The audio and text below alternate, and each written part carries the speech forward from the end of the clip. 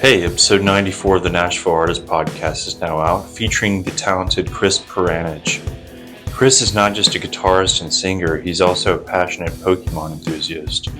In this episode, he shares how video games fuel his songwriting, with a dream of having one of his songs playing during an epic chase scene in a game. As a freelance musician, Chris collaborates with artists like Ritt Momney, Daniel Nunnalee, and Noah Pope. He also leads an original instrumental band called Disappearing Teeth Trick, alongside Ian Shaw and Levi Bennett. This power trio draws inspiration from Rush, video games, and the world of instrumental music. An avid Pokémon player, Chris loves hunting for shiny Pokémon. Tune in to discover his all-time favorite. We also dive into the video game influences that shape his sound, including Super Smash Bros., The Last of Us, Outer Wilds, Guitar Hero 3, and The Legend of Zelda Breath of the Wild, along with musical legends like Led Zeppelin, Radiohead, and Foo Fighters. Enjoy the podcast episode.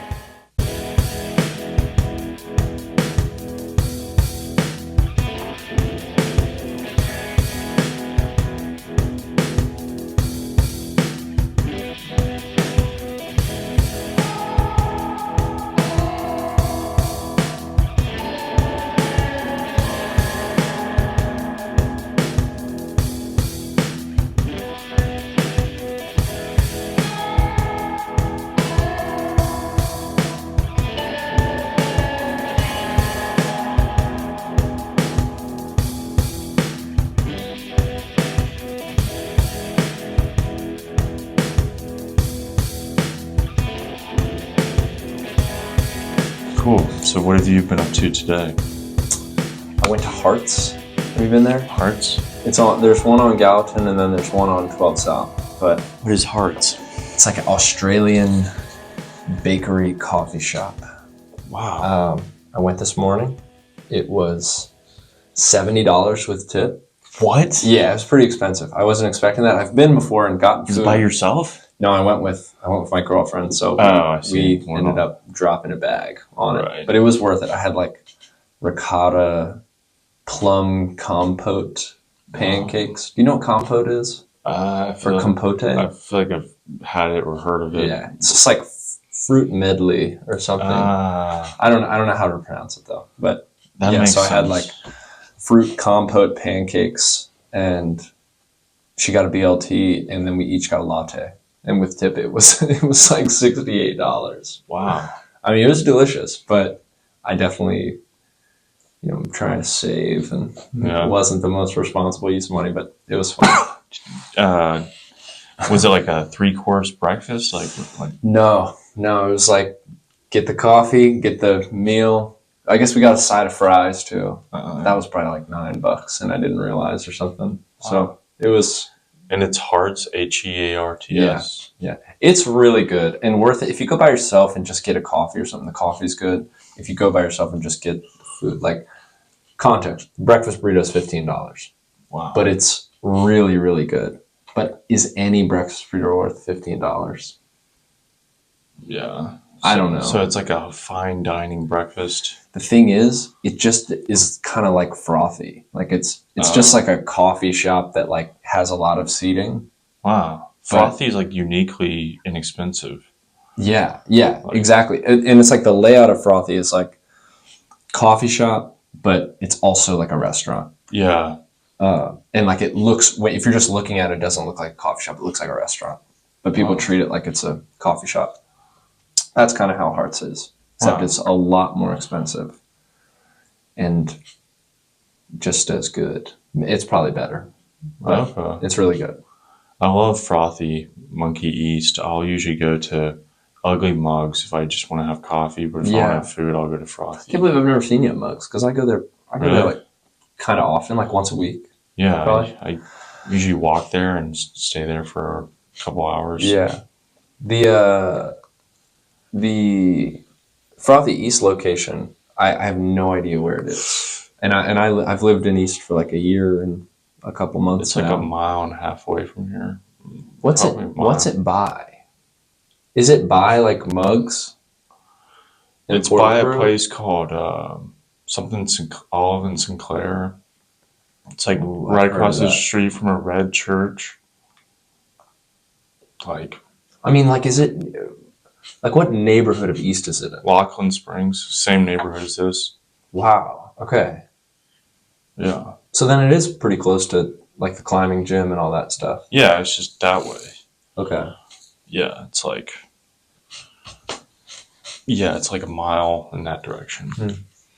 I went down Gallatin for this recording thing the other day, and I was going down Gallatin, down McGavick, and like past Mitchell's, and that's usually where my McGavick experience ends. It's like, you know what I'm talking about? You go down McGavick Pike, and it's like Lady Bird, Mitchell's, the Village Pub, and all that stuff. Yeah. You know where that is? Yeah. And then there's like Riverside is right there. Yeah.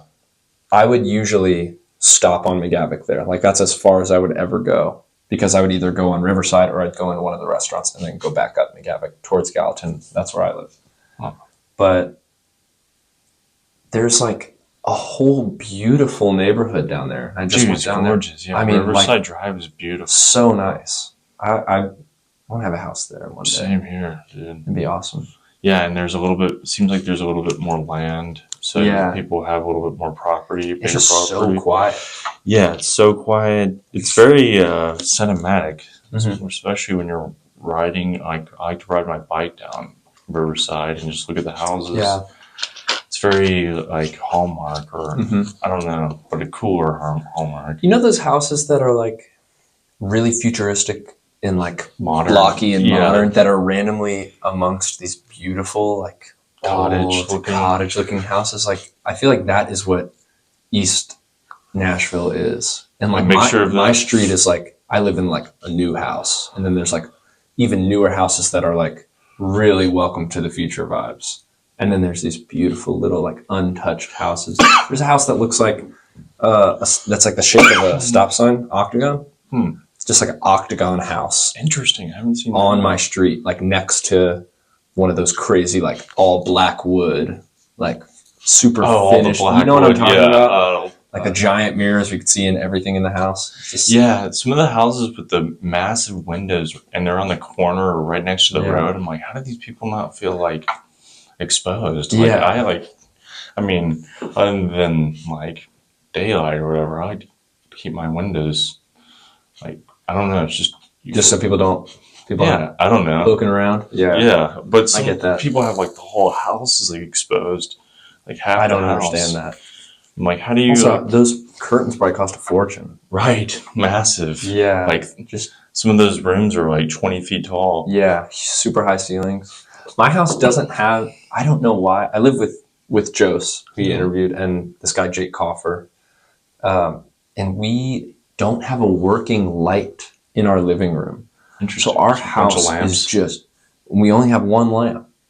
So our living room, morning, day, night, it could be the sunniest, most beautiful day outside. Whenever I walk into my house, it's just like a darkness, Really? like just dark and cold. And Your house is that way? yes, just our living room. And then all like the studio room is so comfortable. And then our front room where we have our records and stuff is so comfortable. And all of our bedrooms are like lamps and candles and sound machines, and it's like a little oasis, Yeah. a bunch of little oases, and then you go down into the living room and it's just like bleak. And I don't. The thing is, we all feel that way and are like, yes, we totally. And the house is awesome. Like this is no knock on the house. It's just the living room is dark, and it's one of those kind of lights.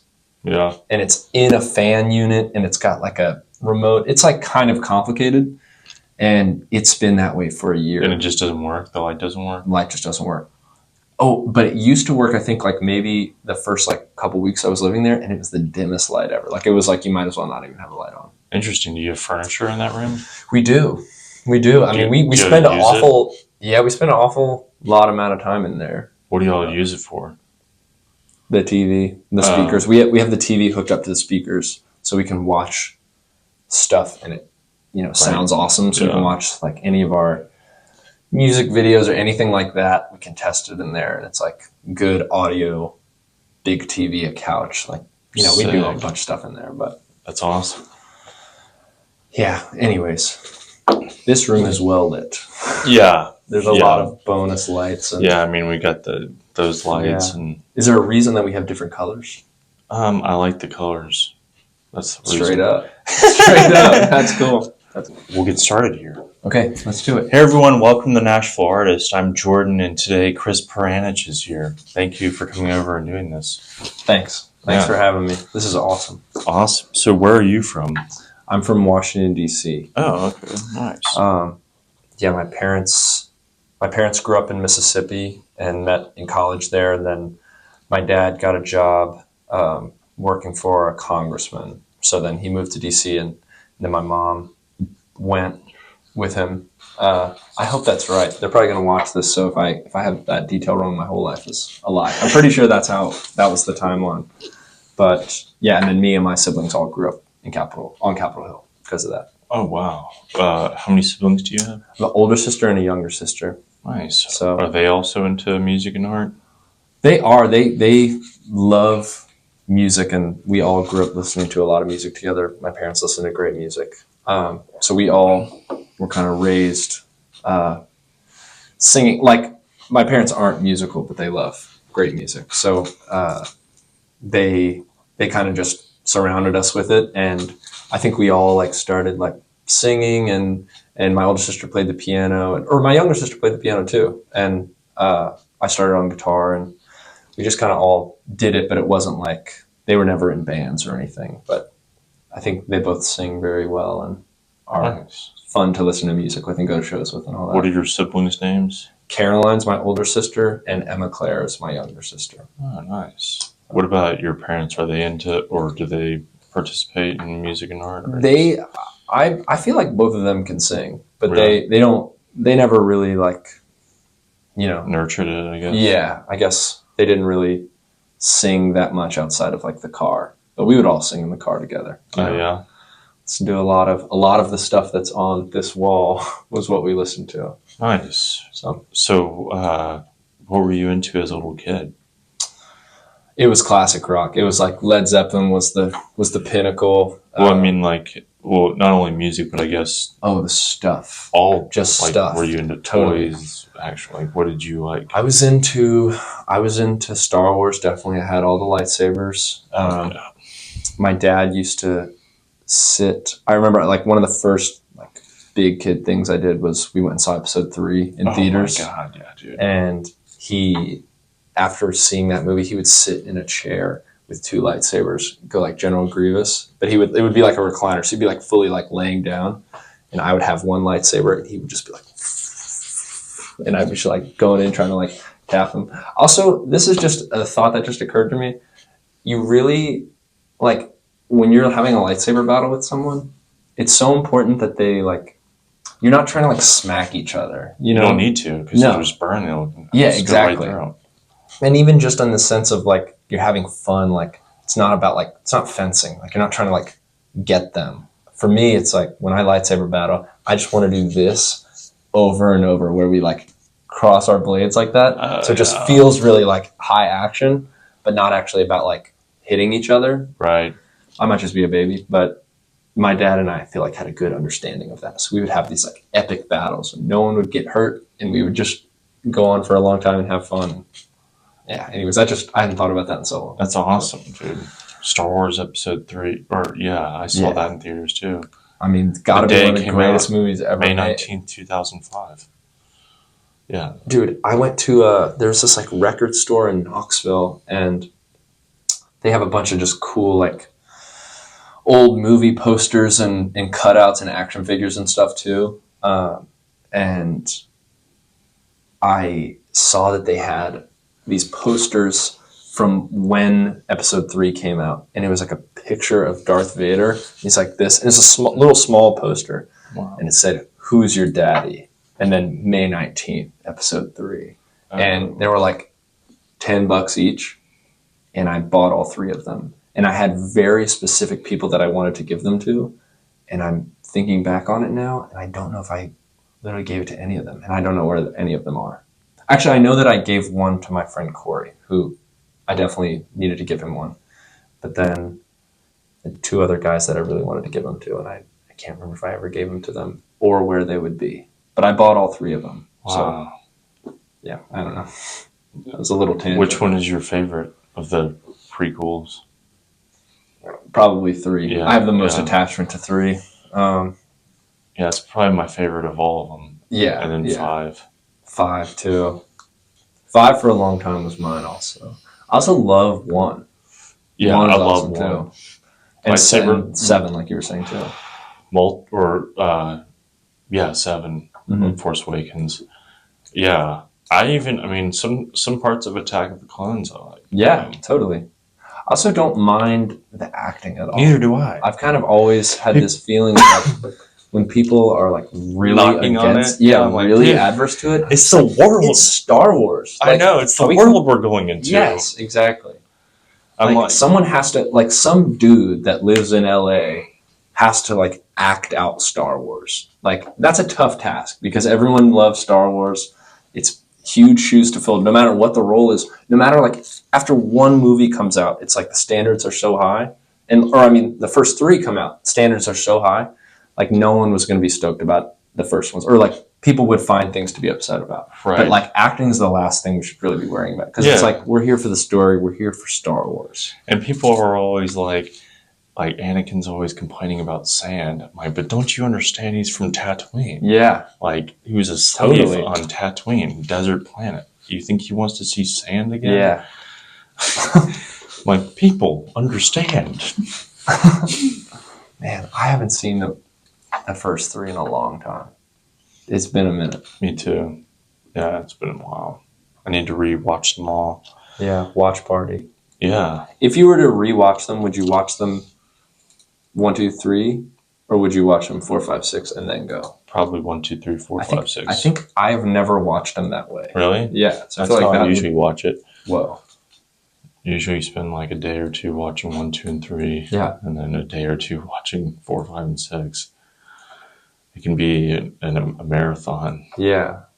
That would be awesome. I've talked so much about Star Wars, but I've never actually watched them in chronological order. Really? Yeah. Sometimes, like in my car, I got a new like CD player like 10 years ago, and I can play DVDs. So sometimes when I have passengers in the car, I'll just put on Star Wars and they're like, Jordan, what the hell? What is this? Like no video? No, I don't have the video. Whoa. And like play it on my speakers because like I got in car speakers, and so it's like your car can play DVDs. Yeah, my CD player can play DVDs. Is it like a Tesla? No, it's like a 24-year-old vehicle, and it has like a video on it. Yeah, I mean, I put it in there. I installed it. I post like. I was about to say that's crazy. No, yeah, and so randomly I'll just like if I'm stuck in traffic or stuck in a parking garage, I'll just put on Star Wars and watch it while I'm waiting. And it'll be like all the surround sound with my subwoofer. Yeah. So. Anyways, but yeah, I love Star Wars too. What music were you into as a little kid? Led Zeppelin, Radiohead, The Police. Police was a big one. Radiohead was honestly more recent. Like I found that on my own. But Led Zeppelin and The Police, those were 2 huge bands for me growing up. Just because my dad loved them. The Ramones, loved the Ramones, and then my swan song was, I guess, the Foo Fighters. Like I got into the Foo Fighters in 6th grade when Wasting Light came out, which was the album that they did to tape with Butch Vig and at Dave's house in LA, and just. Yeah, I mean, I burned that album into my brain, and I would take my mom's phone and she would like sit there and film me playing along to the songs on my guitar. Like my head wasn't allowed to be in the video, but just like torso with the guitar playing all the Foo Fighters songs on that album, and then I would just like put them on YouTube, and then they blew up and.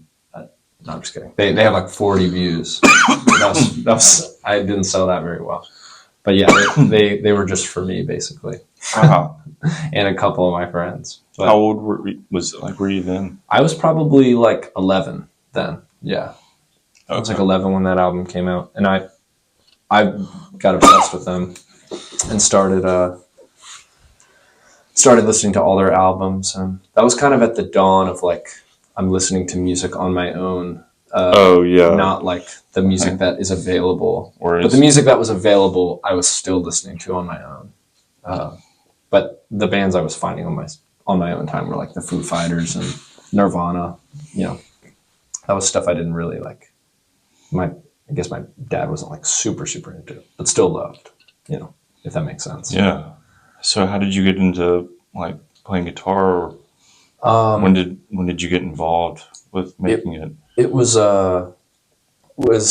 Guitar Hero 3 on the Wii. Yeah. I don't know if you played that one. I played Guitar Hero 2 a lot. Yeah, Guitar Hero 2, awesome. That was like Freebird, and I think was Bark at the Moon on that one, or was that on Guitar Hero 1? I know Mother was on there. Yeah. Okay. Yeah, Freebird. Sevenfold. Yeah. Like Beast and the Harlot. That's what I'm thinking. Heart-shaped box. Yeah. Guitar Hero 2 was awesome. I played that one after. I like got obsessed with Guitar Hero. My sister and I saved up. Our parents got us like a Wii for Christmas or something, and Caroline and I saved up and got Guitar Hero 3. And it was like, I remember it was like $70, and we just had a jar, and we would just like keep putting money in it. All the money we got from like doing chores and stuff, and then bought it. She and I would play it. I was like flying through it on expert. Like it was just my favorite video game ever. And then my parents got me an acoustic guitar and got me lessons. And I took lessons from this guy, Scott Hoffman, who was like a Capitol Hill legend, was like teaching everyone, but he was like strictly folk. And he had written his own guitar teaching books, and there were like 7 of them. And so I was taking lessons from him, but he would be teaching me these old folk songs that I like didn't care about at all. And then I would come home and go on YouTube on the desktop and just like watch all like the Marty Schwartz and all the videos that were like how to play Crazy Train, how to play Back in Black, how to play Highway to Hell. I guess AC/DC, that was a band I forgot to say. That was my first true love of like, I felt like my parents, I think, got the Back in Black CD, and it just like, it was on. I was like, every song on that album I was addicted to, and learned how to play all of them. Angus Young, not talked about enough. Yeah. Like, I haven't heard his name in a while. Yeah. I mean, criminally underrated in terms of like, at least people that I talk with music a lot about. Like, I find myself never bringing him up or never talking about AC/DC, but like, they're incredible. And his guitar playing is so good and so clean and so perfect. And yeah, that just sent me down a little rabbit hole. I'm gonna have to go like listen all day today. But anyways, so yeah, I would learn all the songs on my own. And then my parents got me an electric guitar. So, and I was like, maybe like 9 or maybe like 8 or 9 when I got an electric guitar. I got a little red Strat. What was your favorite song to play on Guitar Hero? I loved the Tenacious D song, The Metal. Remember that one? I think so. It's like, you can't kill the metal. The metal will live on. It's Jack Black. It's awesome. And then I loved the guitar battles. Like when you did the guitar battle with like Tom Morello. We played like Bulls on Parade. That was awesome. I love Rage Against the Machine too. Yeah, Rage. And then the guitar battle against Slash, and then finally the guitar battle against the Devil. You play the Devil went down to Georgia. I recently went to McKay's because I have my Wii here, and I recently went to McKay's and re-got the game because I for some reason didn't have the game or the guitar anymore, and I went and got both from McKay's, and I was playing the game on expert, like flying through like usual. Got to the battle against the Devil. It's like the last thing you play before Through the Fire and the Flames. And I literally couldn't beat it. And I tried for like a week of like, I would play every day, at least for like 30 minutes. I'd like try a couple times. But the power-ups that the Devil uses, there's like 7 power-up options. And also stop me if this is like not what we should talk about right now. But he has like 7 power-up options. And there were basically like, there were 2 that if he used them, you could survive. But there were 5 power-ups that like, he would always get the first power-up to. And it would also be right when you're about to take the first like mega solo of the song, where like if you miss, like the notes are coming so fast that it's like within 3 seconds you're out. And if he got 5 of the 7 power-ups, it would be like instantly over. It would just be like one of like the 2 survivable ones were like one of the buttons doesn't work. So you just like miss like one note while you're playing. And then the other one was the whammy bar. Like you could like quickly like hit the whammy bar and then be back in. But there was some where it's like it reverses the notes. And it becomes like, you know, the order was like green, red, yellow, blue, orange. Yeah. It would be like the reverse. So you'd be expected to like flip the guitar and play like this.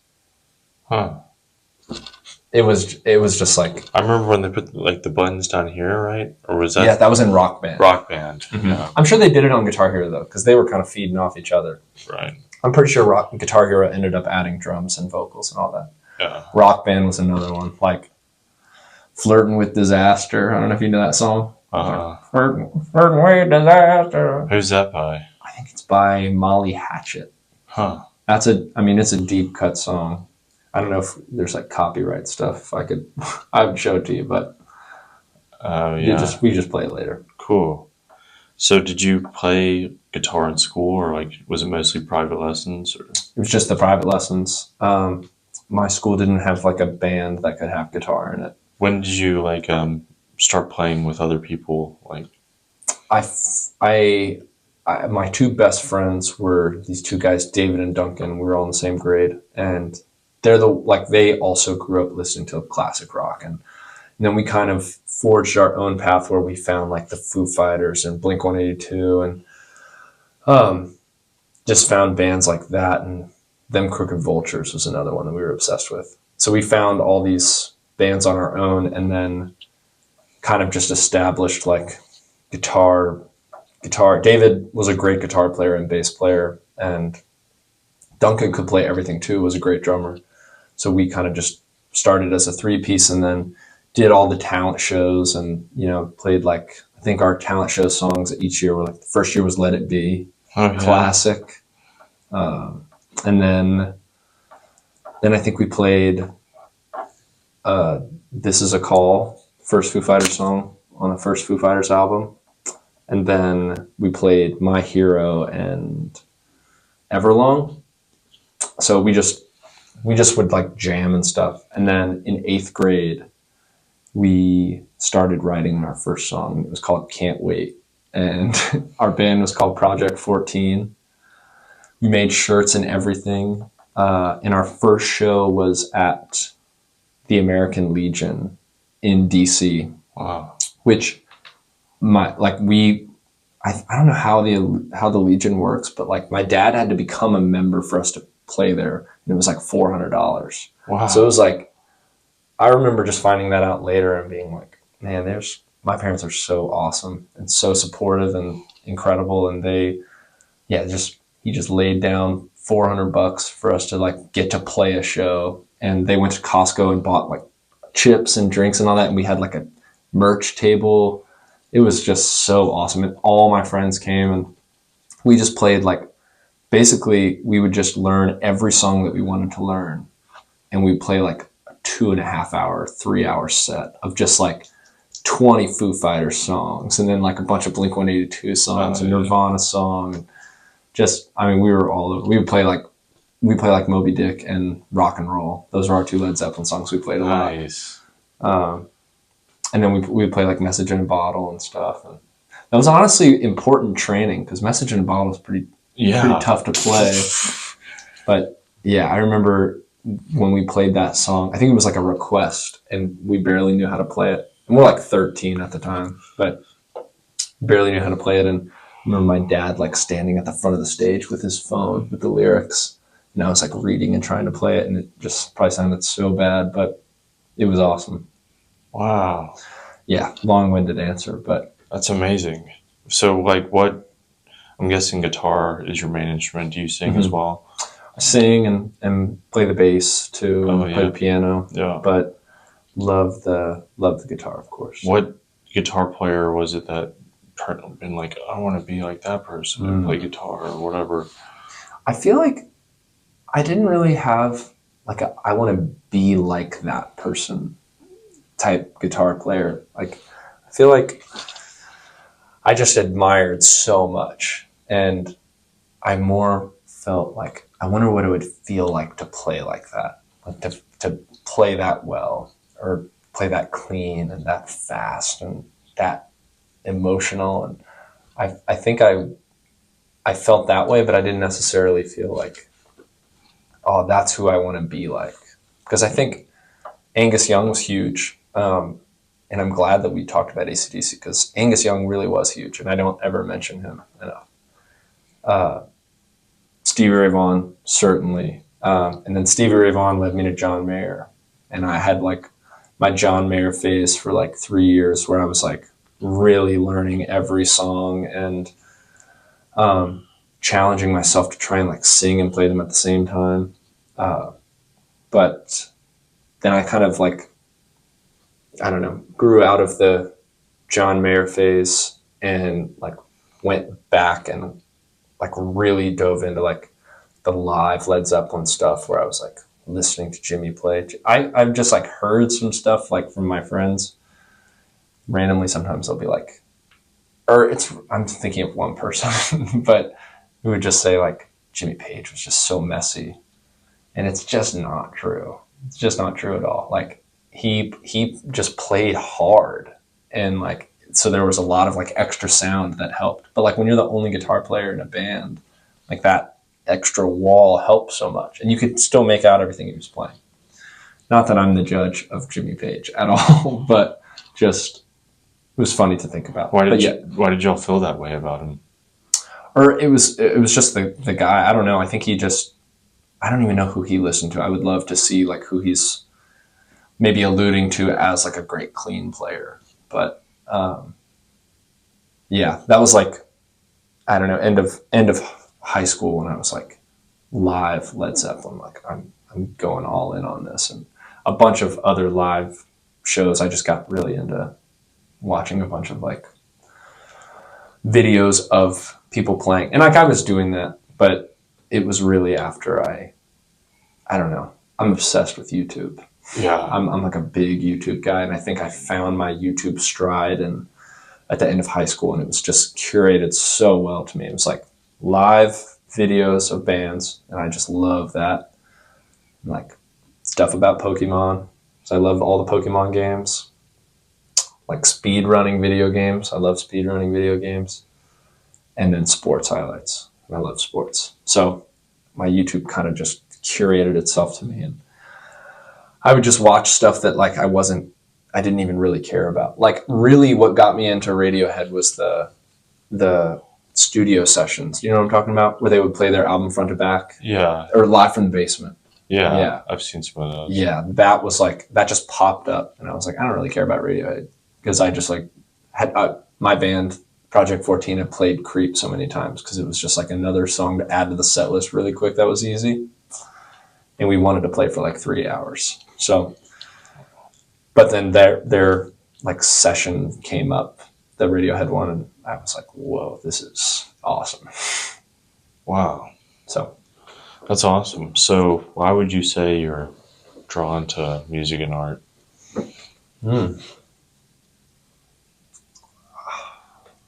I don't know.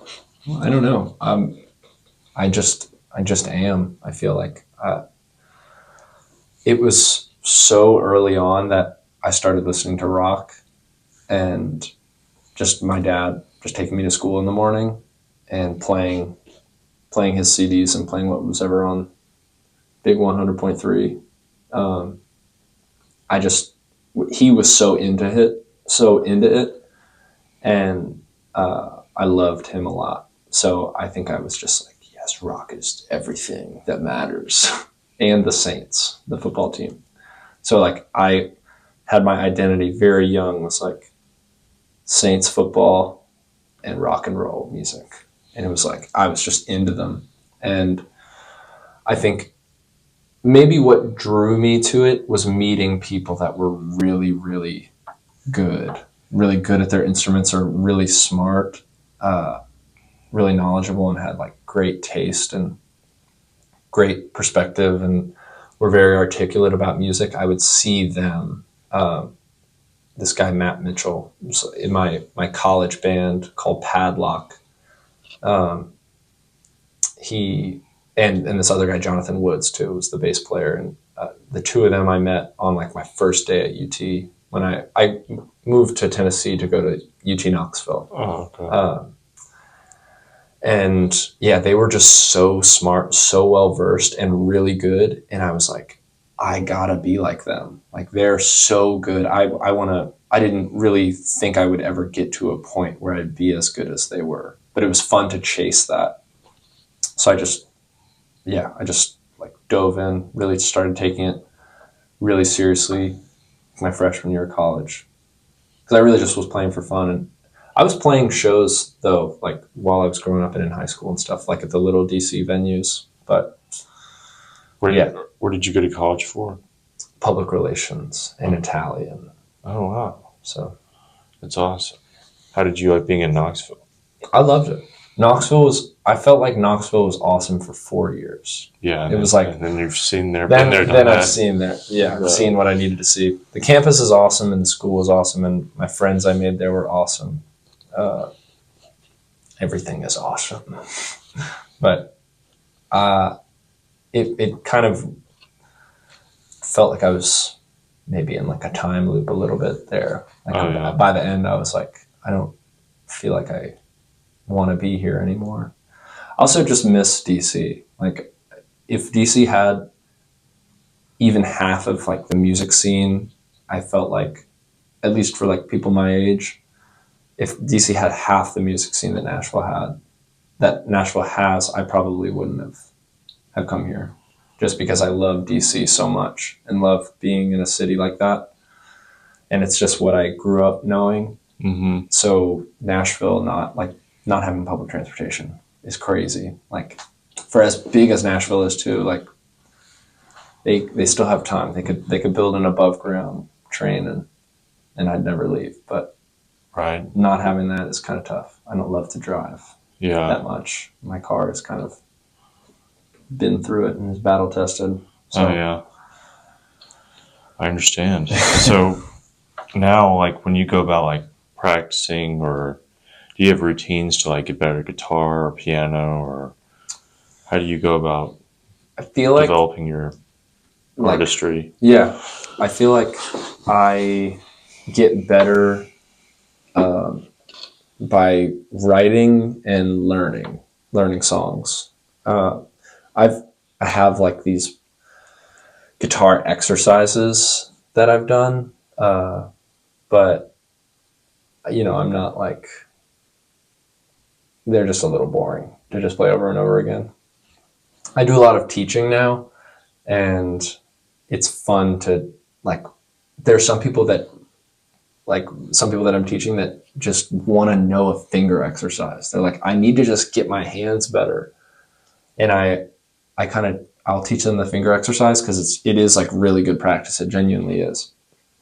But then I'm always afterwards like, I need to just find a song that you can listen to that has like a kind of finger exercise thing in it. Because that way you're not just like gung, gung, gung, gung, gung, gung, gung, gung, to a YouTube click, and then you got to watch an ad to see it and stuff. It's just like, it'd be more fun to just find a song that has something good like that. Yeah. That's what I need to work on. I need to get a little bit better of a curriculum going for the people I teach. Yeah.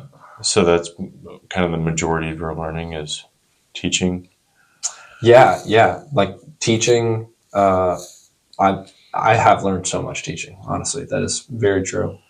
And then learning songs. Like, I am so excited today because I'm going to go learn all of Shane's songs. I can't wait. And then there's a I went and saw the Lemon Twigs last night, and they came out for the encore. One of the brothers came out for the encore and played a song solo on the acoustic guitar. And it's a song that I loved, but I never heard just the solo version of it. Him playing it, it was like finger style, like he's playing the melody and singing the melody at the same time. Unbelievable. You should listen to it. It's called The Corner of My Eye. Lemon Twigs. Lemon Twigs, Corner of My Eye. It was amazing. Like I always try not to be prisoner of the moment, but it was, I thought, one of the best shows I'd ever seen. One of the best, like, high energy live rock bands I've seen at a small room. I think I've seen a lot. Where were they playing? They played Basement East. Basement East, I gotcha. I feel like I've seen a bunch of classic rock bands like Rush and The Who and Pink Floyd and AC/DC, and they're like, it's almost like I can't compare that to anything, because it's like I see a band like the Lemon Twigs and I'm like, they were literally as good as like Metallica. But like when I saw Metallica, it's like, they're amazing. But it's like you can't really compare them to anything because they're Metallica. It's like, different experiences. Yeah. They're like the thing that you would compare stuff to. So it's hard to compare. Like it's hard to, when I see something at a lower scale, like at a Basement East or something, and the band is actually incredible, I don't, like, it's almost like I need to like go, like walk out of the venue, go straight into a Metallica show, and then be like, no, these are like pretty equal in terms of like, you know, one is like legendary and one is up and coming. Yeah. But this up and coming thing seems really special. Yeah. And I just want to know if I'm being too dramatic, being like, that was one of the greatest shows I've ever seen, which I really think it was. I'm standing by it. That's amazing. If you haven't listened to them a bunch, they are so awesome. Lemon Twigs. Okay. Two of my friends loved them a lot, and I finally started listening and just like blew my mind and like fell in love with it. Awesome.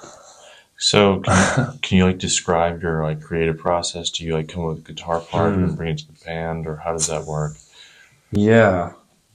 I think that is exactly how it goes. It's for Disappearing Teeth Trick. Yeah. It's it usually starts with, I'll come up with like maybe like a minute and 30 seconds of something, and it's like maybe I'll come up with like 3 sections, and they're like very loose ideas for each section, and then usually I'll like maybe send a video, or so I'll like come up with something, and then I'll bring it to Ian usually first, or I'll send them a video or something. The other members are Ian Shaw and Levi Bennett also. They're my best friends and amazing musicians. Can't say it enough. So I'd usually like have a very little idea of something, a couple, maybe like a minute or two of something, and then I would bring it to Ian. We'd mess with it, like kind of like hone in the chords, because a lot of times I'm playing stuff where I'm like not really playing a root note or anything. And I'm like, I'm hearing like a D behind this. And then he'll play a D along with it and be like, oh, okay, this is cool. Or he'll be like, but what if we played a B over it instead? And it's like, whoa, this is not the environment that I was seeing the song in, but this is cool. Kind of like how we were jamming earlier. And I like will have something in my brain. I'll start it. And it'll be just me for a second. And I'll have like 5 seconds of something. I'll start going. And then you immediately started playing that beat. That was completely different than the beat I was hearing in my head. You know, I was hearing the Santana like, dun, dun, dun, dun, dun, dun, dun, dun, dun, and you went like, what did you do again? What was it? It was like, ba, ba, ba, ba, ba, ba, ba, ba, ba, I think I half-timed it. Like, yeah, something like that, where it was just like, you took the idea that I had, or not, I mean, just the original thing that we had, and just put it in a completely different ecosystem of sound. And then all of a sudden it's like, whoa, the direction I was going to take, I'm not going to take anymore, because now we're in like a different world, you know? And then wherever then I would go, then you would offer up something else that was new, and it was cool. So that was fun. That's how I love to jam and stuff. And some of the best jammers I've ever played with are like Noah and Ian and Levi, and just really creative, and like, have such a great approach, and like very good listeners, and very inspiring, because they'll just, you like put thought into something and bring it to them, and they respond with the same level of thought and care. It's like, whoa, okay, yeah, I want to go down your path just because it sounds awesome and it's different. I didn't come up with it. Yeah. Anyways, so Ian and I will then like kind of like notularly find the song and kind of find like the main idea of it, the theme.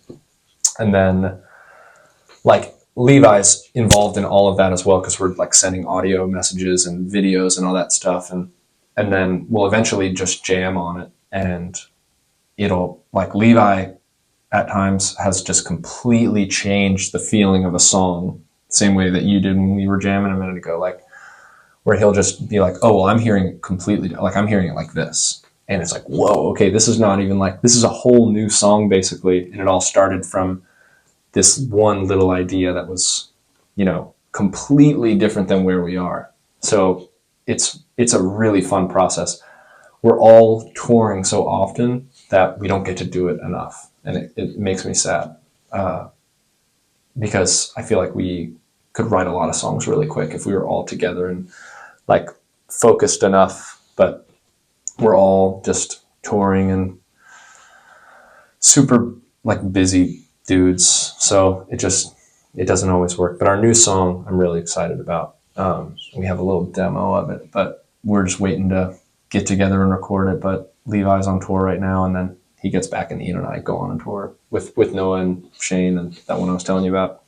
So yeah, it's such a fun process though. Like I can't wait to do it more at the start of next year when we're all like in town for more than a month. Yeah. Where we could just like track a bunch of ideas and jam and finish writing a bunch of stuff, because they're incredible writers, and those songs just, the band could not function if it wasn't the two of them with me. Like I'm so lucky, and yeah, they're just irreplaceable and amazing writers, amazing friends, and they're awesome. Awesome. But how did y'all form? We had played in a bunch of other bands together. We played in a band called Cam Cool, and that was like where the three of us really became close. But we also played in our friend Palmer's band. I'm trying to think if there were any other, like Ian and I have been in so many bands together. Levi and I have been in a couple as well. But really, yeah, Cam Cool and our friend Palmer's band. Those two bands we're in, and we just, yeah, it would always feel like rehearsal would end and the three of us would just like freestyle, just keep going. And it's funny because like no one would ever sing. We would just be like in it, you know, musically. And I can't even remember how it really started. We had like one jam that ended with like a cool song. Or you know what it was? Ian showed me a song by Rush that I hadn't heard. Rush is one of my favorite bands. Obviously, big inspiration for Teeth Trick because they're a three-piece and, you know, like Power trio. I mean, trios are, it's the best kind of band. You know that. You know that. But trios are so freaking cool. Blink-182. Blink-182. So we would just like jam, and anyways, Ian showed me that's Rush song La Via Strangiato. Oh yeah. And I immediately like just like wrote a song right afterwards, like just front to back, wrote like a 2-minute little like, you know, really Rush inspired song. And that song's the first song on our EP, and it's called Bones McGee. And initially it was like, man, we should make a band. We should do like an instrumental band. Like we just, I sent it to Ian, and then I think after practice one day, like a Cam Cool practice, we just started playing it. And like Levi had never heard it or anything, but Ian and I had been like messing with it, and he just like, oh, I mean, it was like a crazy feeling. It was like he knew exactly what we were doing. And so we recorded it just for fun, and it was awesome. And yeah, then we had a couple other songs that we had just been like kind of messing with. And then, you know, that like the little festival Bummeroo, Yeah. the backyard festival that Autumn and Christina put on. Yeah, I'm sure Christina talked to you a bunch about it. Autumn is also someone you should have on because she's so smart and knowledgeable about music. Awesome. and really creative and puts together so many things. She and Christina are a powerful duo. But yeah, so they put on Bummeroo. It was the second Bummeroo. There have been 3. It was number 2. And someone dropped out on like the Saturday night slot at 8:30. It was like the second to last or third to last band of the day. And someone dropped out. And Christina just asked Ian and Levi and I, like, could you guys like play a set? And we didn't have a band name or anything, but she just had maybe heard us like jamming, doing our like instrumental 3-piece songs. And was like, yeah. Or we were like, sure, we could. And we just went down into the basement of Noah and Christina's house and Ian was also living there. So Ian's house as well. Go into the basement and just like practice like rapidly for like, 30 minutes. Try to like get the 3 songs we had together, and then debuted that night. It was like our first show, no band name, no nothing. And it was so much fun. And then this guy, Josh Gilligan, then asked, he was there, and Ian and I play in his band, and he is one of the best musicians I've ever met, one of the best songwriters I've ever met, and a very funny, awesome, nice person. But I love him and look up to him a ton. And he asked us to open. So it's like a very special, meaningful thing. And we played a show with him. And it was like our first show. And we had decided that our name, my vote was Bones McGee, which ended up being the first song. And with as crazy as everyone is about McGee now, which I love McGee, but this was before that album and before any of that. Bones McGee was like going to be the band name. And I can't even imagine now. That would have kind of sucked to have been, for him to have to have been the second best McGee. No. But yeah, so then it was that, and then it was going to be 40-pound bone. 40-pound 40-pound bone. Wow. Like, what do you think of when you hear 40-pound bone? That's a big dog. It's a big dog. Okay, that's cool. We thought about 40-pound bone because we saw it on like the wall of a ramen place in New York, and yeah, then I think we told our parents about it, and they were like, I remember Ian's dad just being like, it's a little gross sounding, and we wanted it to be kind of gross and weird, but yeah. 40-pound bone is not gonna. No one's gonna want to talk about 40-pound bone. Yeah, I could see how they could see it as sexual or something. Definitely. So we ended up. Ian came up with the name Disappearing Teeth Trick, and yeah, that became the name, and we just became a band. So how long have y'all been a band for? First Disappearing Teeth Trick show was in July of last year.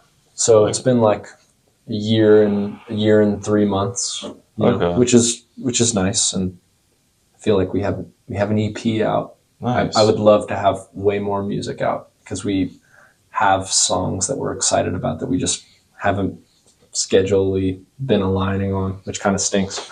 But yeah, this next year we'll get some more stuff out. Wow, how many shows do you think y'all played?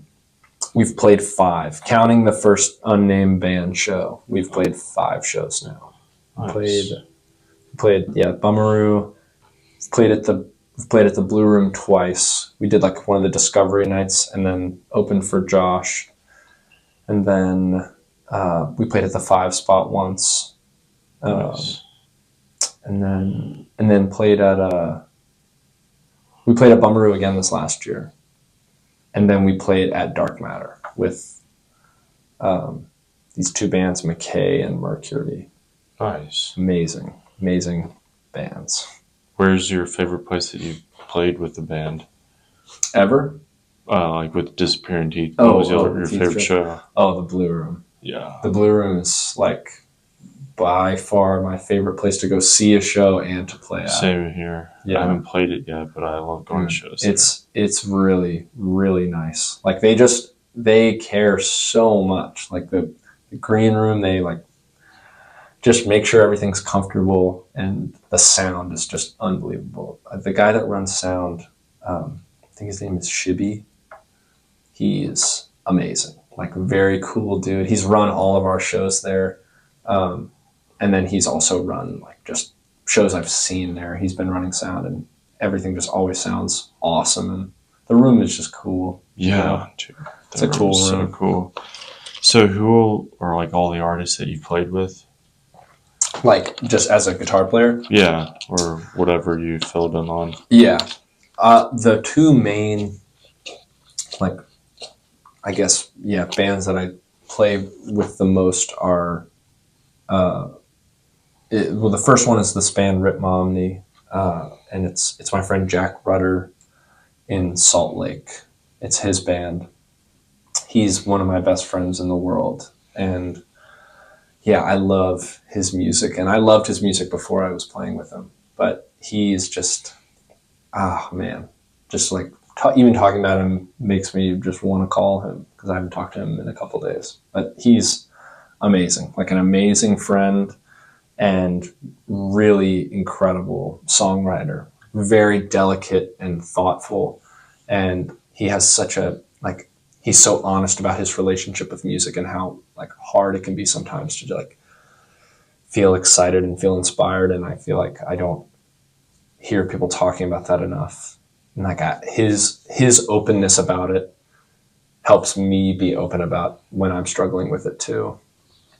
And even when I don't respond and talk about like how it can just music in general, and like this living this kind of lifestyle where it's like just performance based, and that stuff can just be so hard. And he's always someone that reminds me and is so true to himself, and is never putting on anything, where he's just like, I just need to make something that I love and that the people that love my music will love, like something that is me and is talking about me. And he knows that when he does that, that's when people will respond and love the music that he's making.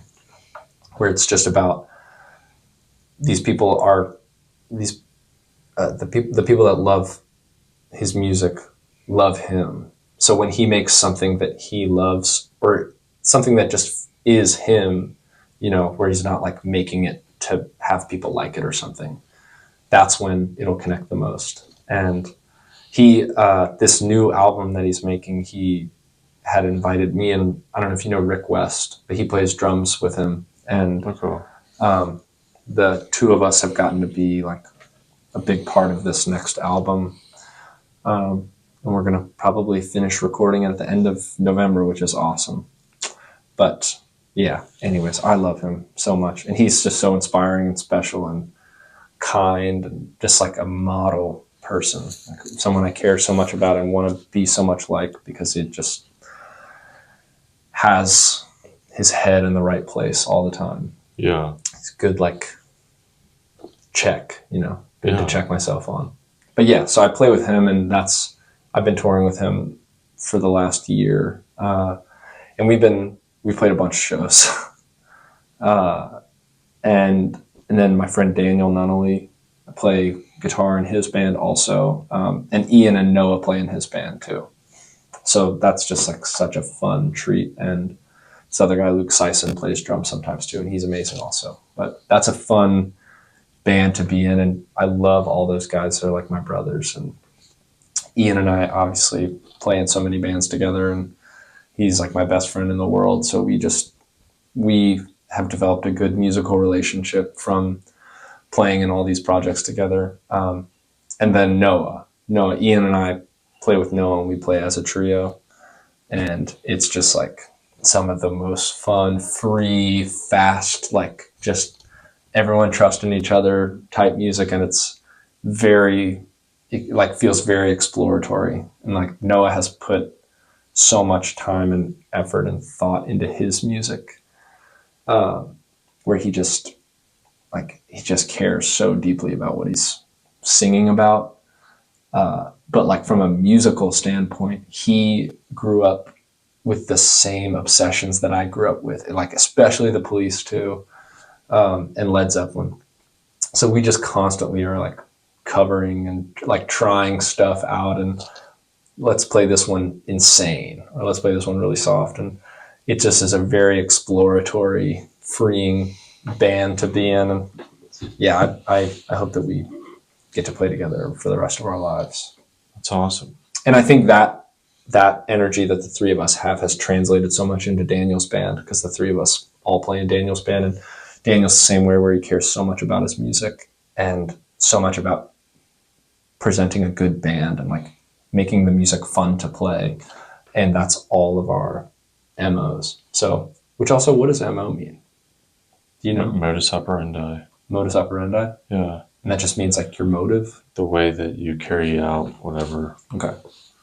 Honestly. Modus operandi is Latin. Okay. Modus operandi. Yeah. Nice. Sorry, it's got to be the camera. I've never said that's my MO or anything. Really? But other people say it. And I was like, just going 100 miles an hour. I know I'm talking so much, but I was like, I'm going to go for it. I'm going to say MO. Yeah. Then I just had to make sure that I knew that it wasn't like something horrible or something. But thanks for the check.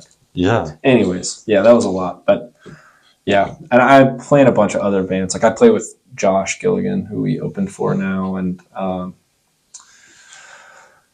yeah, I'm just a bunch of bands around town and stuff. But yeah, I love it all. It's like my favorite thing to do.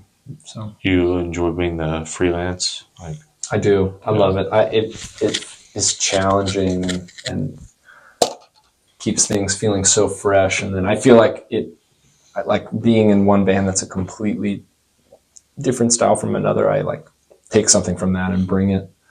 And then most people, I feel like, are doing that. So then people curate these bands where it's a bunch of people that are in a bunch of different styles of music all the time.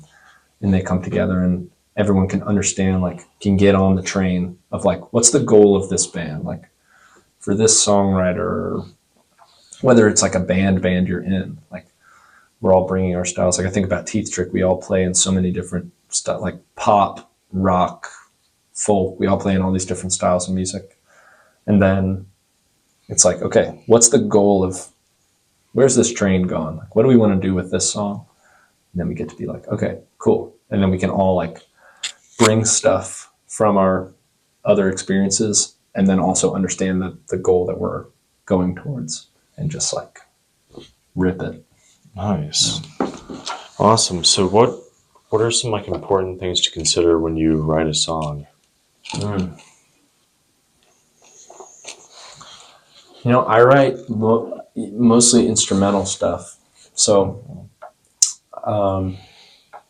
for me, I would have a different answer than like someone that is like bearing their soul. There are times where I'll try to bare my soul or like write songs about people or about certain things, and that is a really fun experience. But a lot of times I just almost like I want to be having fun. Like, so whatever I'm writing, I want it to like convey some sort of emotion, and also be really fun for me to play. And that's kind of all of our goals. Like Teeth Trick is such a passion project for all of us because we love playing together, but we all want to have like a fun, challenging thing to play. And that's like a big goal of it. Like we have this new song right now that I'm so in love with. I'm like really happy with it. It's the first song that I've really like, I have all of the sections and all the guitar, and it's like, in my mind, it's like, that is the song, how it's in my brain. And it's Levi's turn to name the next song. So he hasn't come up with the title yet, so we've just been calling it Levi's Last Dance. But I love it, and it's like 100 miles an hour, like, but then we've been jamming on it, and there's parts that are awesome that are dialed, and then there's parts where we were jamming on it, and I'm having the time of my life because I'm playing this awesome guitar part that I'm like so excited about and feels so good to play. But Levi's like, I'm doing the same thing the whole time. Like this is like we're missing something. Like this isn't at its final form yet. And he's exactly right, because if I was just doing something that was like jabba dabba dabba dabba da, then I wouldn't be having fun. And every one of the songs is our favorite song, and we love to play all of them pretty equally, I would say. I think we all feel that way. So that's like, and that goes back to the writing process. Like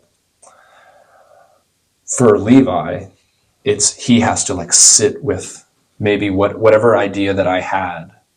He then has to sit with that and come up with something that is interesting and fun and moves the song along in his mind.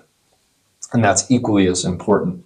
And if that means that I have to change stuff on my end, then I change stuff on my end. And so the songs are a lot of times just like us each like throwing an idea or an interpretation of a song, of the song into the room, and then we jam on it. If like someone's like, oh, that's the one, then we like run with that person's idea.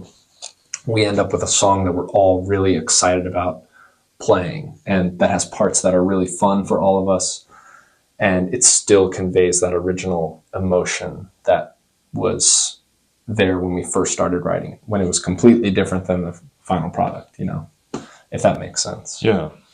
But That's awesome. So what would you say inspires your creativity?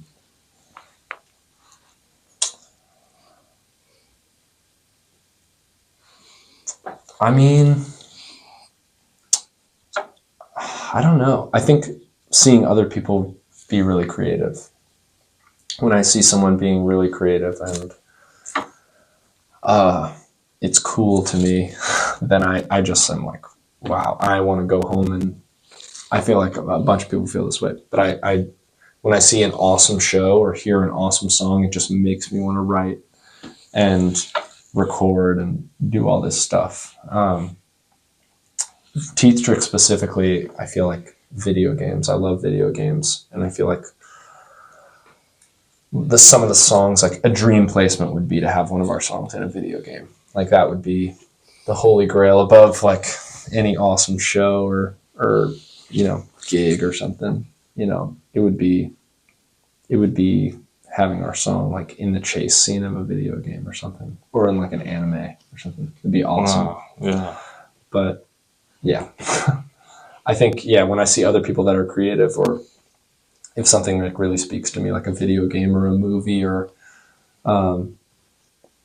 like in terms of other media, like a band, a video game, or a movie can like send it off where I'm like, man, I just want to like play the guitar and like write about this and fart around with this, like with these images and feelings in my head from whatever I just witnessed. That was awesome. I want to like play the guitar and see what happens. Or like I went and saw like the Lemon Twigs last night, or I saw Porches at Exit In a couple weeks ago.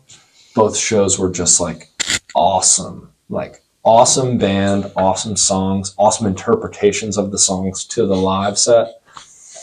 And it just, both of them made me want to go home and play guitar, or like, write music, whatever.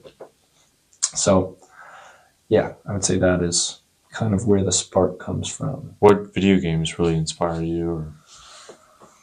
Classics. I love Super Smash Bros. Like I love Smash. I would say maybe that's not the biggest inspiration. I love the Last of Us games.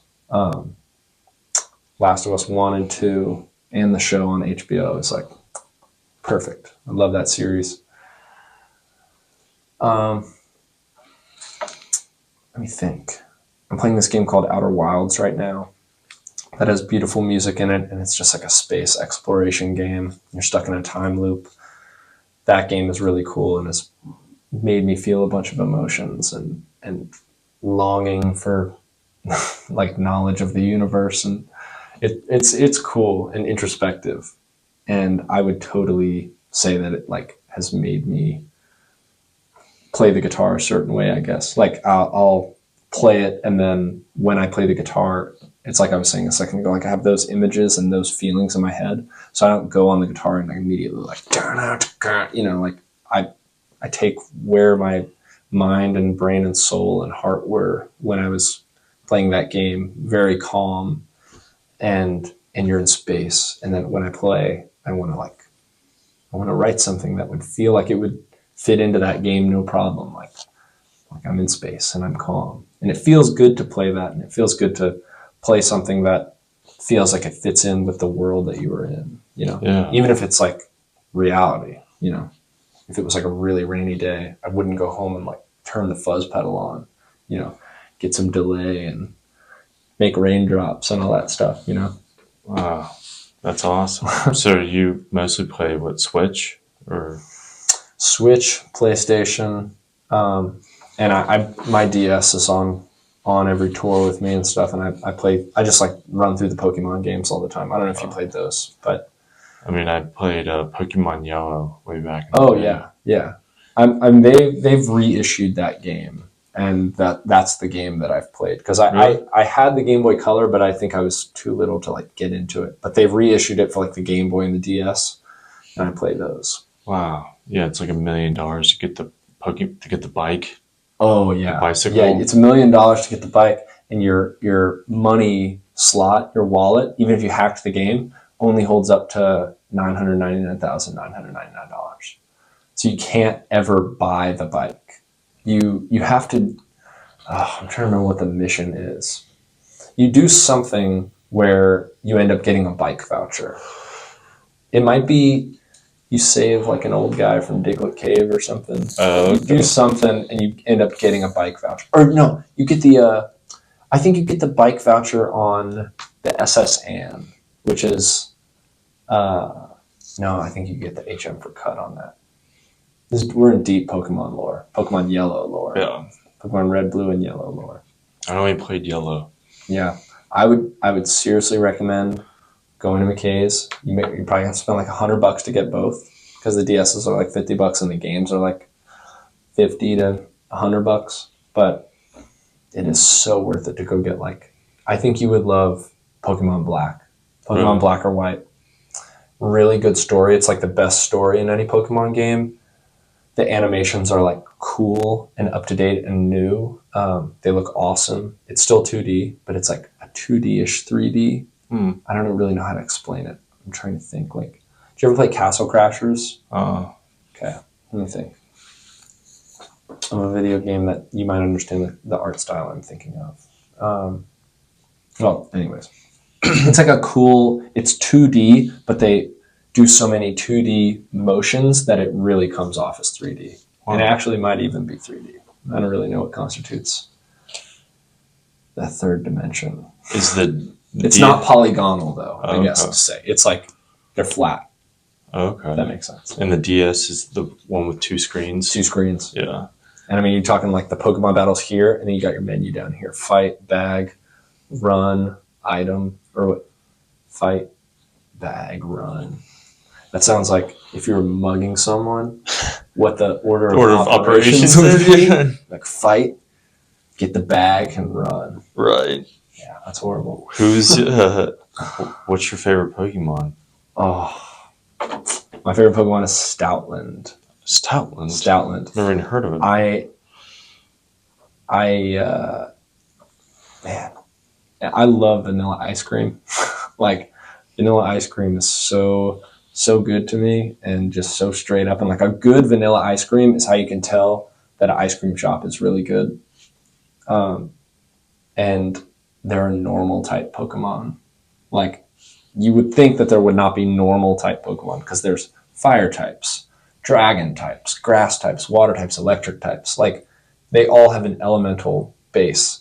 But then there are some Pokemon that are straight up normal type, which literally means like they're not super effective against anything. You know, like water would beat fire, fire would beat grass, ground would beat electricity, obviously. But there's a normal type, like, isn't super effective against anything, but it's also only super effective towards, or I don't know how to say that. Fighting type is super effective against normal type. Normal type's one of the only types that only has one weakness. Like, most types have a bunch of weaknesses, but normal type only has the one weakness, fighting, which isn't that common of a type. And so it's just like really reliable. Like, you know, Snorlax? Yeah. Big Snorlax, normal type. Hard to take down a Snorlax because you can't just like use flamethrower and just like annihilate it. Like it eats those kind of moves up because it's a normal type. It's just baseline. So they're really good Pokemon to have on your team. And people, I think, don't use normal types enough. But I love normal type Pokemon. So Stoutland is literally just like a big dog. Literally just, I mean, it's not like mystical like most Pokemon are, like make-believe. It's just straight up is like a terrier, a big fat terrier. But it's like a beast. And yeah, that's definitely my favorite Pokemon. Uh-huh. Do you know Tegan Proctor? Maybe.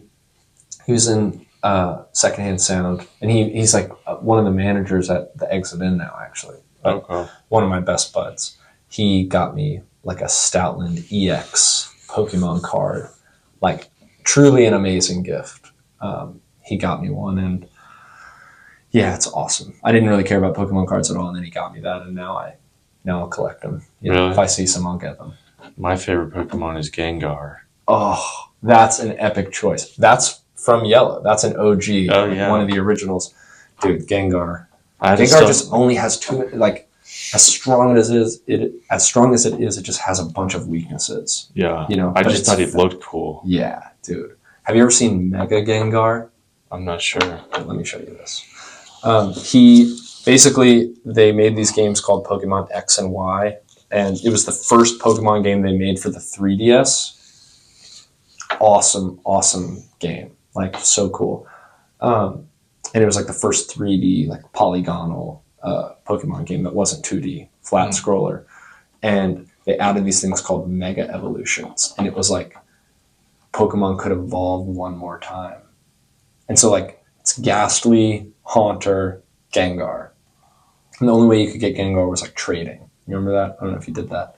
But Gengar, so badass, like one of the coolest, strongest, fastest Pokemon ever. And they added a Mega Evolution for it. Wow. And it was like only in this game could you get Mega Gengar, and it was so sick. I had a stuffed animal of him when I was younger. Yeah. And he's like kind of circular and cute. Yeah, he's purple, and yeah, he just looks like he'd either be really fun to hang out with or like really terrifying. Yeah. That's Mega Gengar? That's Mega Gengar. What does regular Gengar look like compared? Gengar was like just like the straight up guy. Yeah. Dude, he's so awesome. Yeah, he's great. Yeah, he's freaking awesome. And then that's Mega Gengar. That's what it turns into.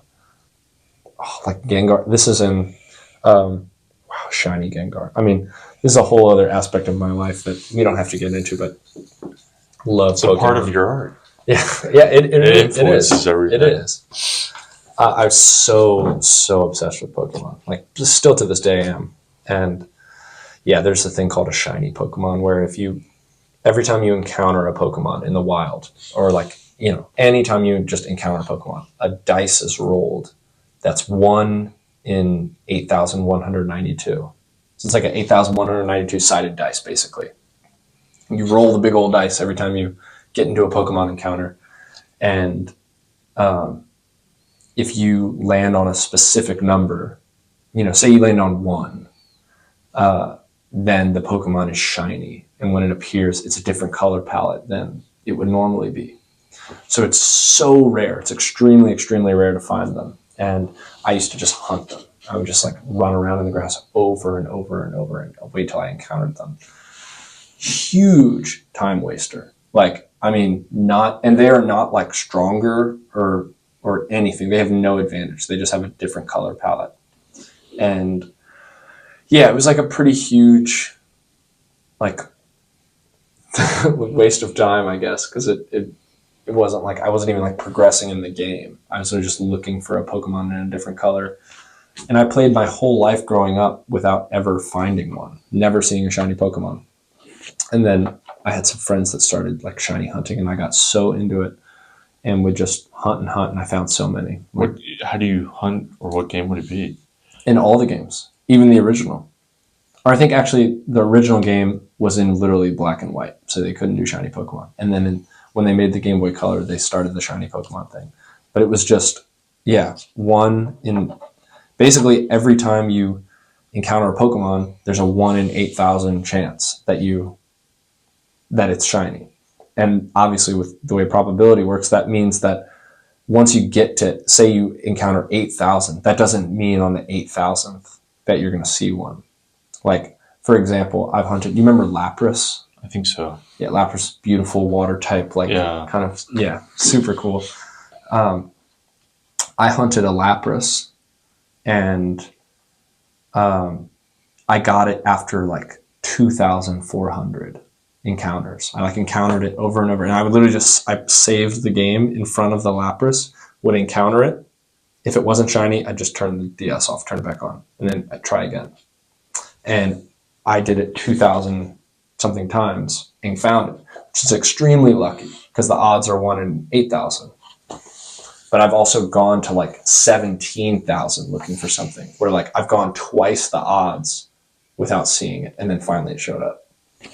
It's just like, anyways, wow. That was a huge thing that I was into like very recently. Wow. And I still do it on the planes sometimes.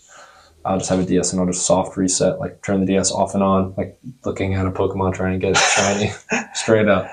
Wow. 3-hour flights. And I actually have a counter app on my phone where I can like keep count of my encounters, so I know how many I've done. Holy crap, dude! Yeah, it's a whole world. It's a whole world, and there's like that feeds back into the YouTube algorithm. Like they know I want to see my favorite shiny hunters find shiny Pokemon. So that's amazing. Like I haven't talked to anyone about Pokemon in a while, so yeah, it's a refreshing up to date of what it's like to be. You gotta go to McKay's. Really passionate. Yes, about, like, totally. I gotta find it. Yeah, you gotta go to McKay's and get a DS and get one of the newer games. If the last one you played is Yellow, then you would love like Diamond and Pearl, Black or White, like any of those games. Heart Gold and Soul Silver, any of those games, and they are like like $70, but it's worth it. Wow. I have like a copy of every single one, and I play them all the time.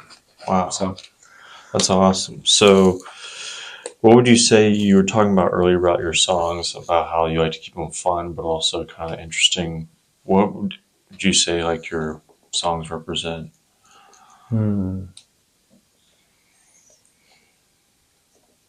I guess it's like a representation of what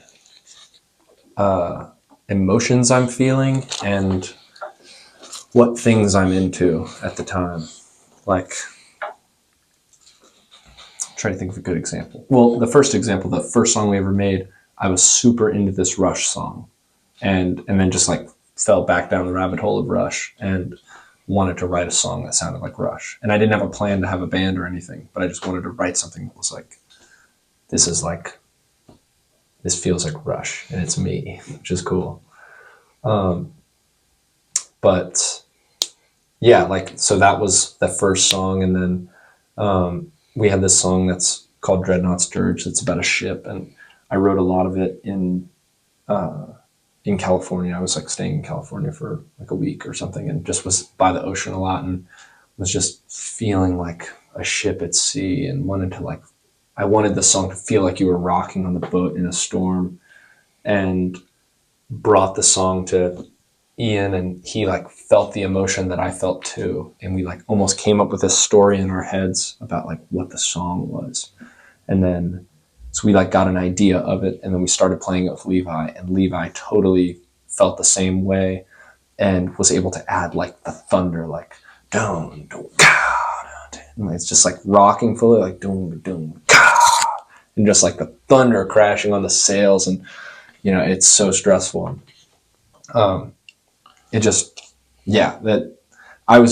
It started from a little feeling, and then everyone got on the train, like I was saying earlier, and we all know what direction we want to go in, and they're genius writers of like, and masters of their instruments. So they know exactly like how to convey an emotion on their instrument. And that's what I want to be able to do also. So, and I can't really do it without them.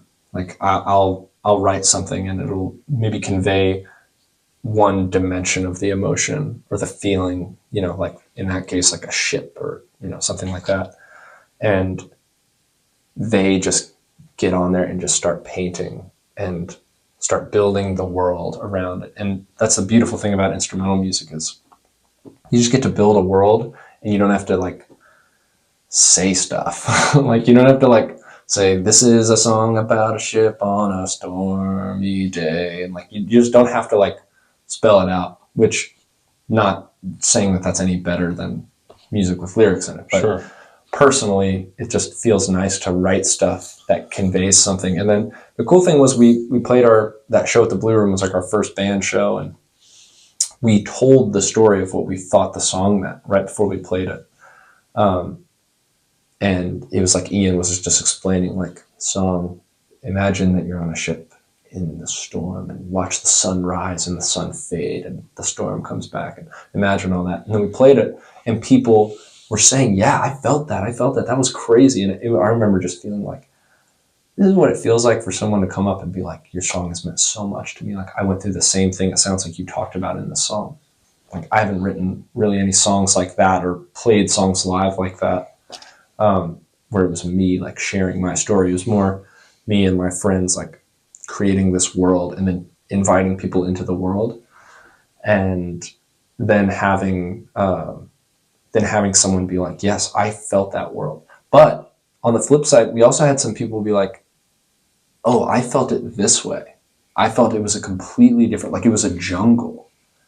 And then I'm like, whoa, whoa, whoa, whoa, whoa, whoa, whoa, whoa. And like listening back to the song and hearing them describe the sections that they felt like really connected to a jungle scenery in. And I'm like, wow, we shouldn't tell people anything. We should just let them like, you know, hear the song, experience it, put themselves in the world and see how they interpreted it. And so now we don't talk about any of the songs. We've played like 5 shows. So we're not talking about like millions of people and so many opinions. Like I'm going off of like a couple specific ones in mind. But That's awesome. That's the idea though, is to let whatever's, you know, whatever the first piece of music that's written, whatever its feeling is or whatever it was inspired by, let it guide the song and then have it be the three of us, our feeling that we know, and then share it and see what other people think, you know? Yeah. So how would you best describe the type of artist you are? Wow. I don't know. That's a good question. I would say like a friend, mostly. Like I would say that I don't feel much like an artist, you know, that just feels like, I don't know, that doesn't feel like me. I feel like I love my friends and love the people that I surround myself with and love making art with them and just creating and being creative and being dumb and silly and thoughtful and just kind of being with people that are open and you know, free thinkers and are willing to be really wrong and really silly sounding and just getting together and making stuff and seeing what comes of it. And then what comes of it is what comes of it. And it's like, you either like it or you don't. And if you like it, then you put it out there. And I would say I feel more like an artist when I'm with people. When I'm with people I love and care about, if that makes sense. Yeah. Kind of, maybe. Being with others helps define kind of your role. Yeah. Or I guess I just don't ever want to make stuff alone. That I feel like I'm born to be in bands and play with a lot of other people and more than, you know, to have some thing where I'm like trying to tell people about my vision and my story and my world and my life. That doesn't really feel like me that much. You're more collaborative, more like, I'll help build a vision with someone. Yeah, totally. Yeah, that's awesome. What is your favorite time of day to create? Oh, nighttime. Gotta say it. I've tried to do the thing where I go outside and play guitar, like out in the sun, and I'm just like sweating, and the guitar's like on my thigh. I have shorts on, and then I lift it up, and like all my hair is like sweaty and matted down, and the guitar's wet. Beautiful things have come out of that. Not to say that it's never worked, but it's, for me, I'm like so comfortable, and I'm like just in my own world for a little bit, and like writing and having fun, and then or writing with other people and having fun that way too.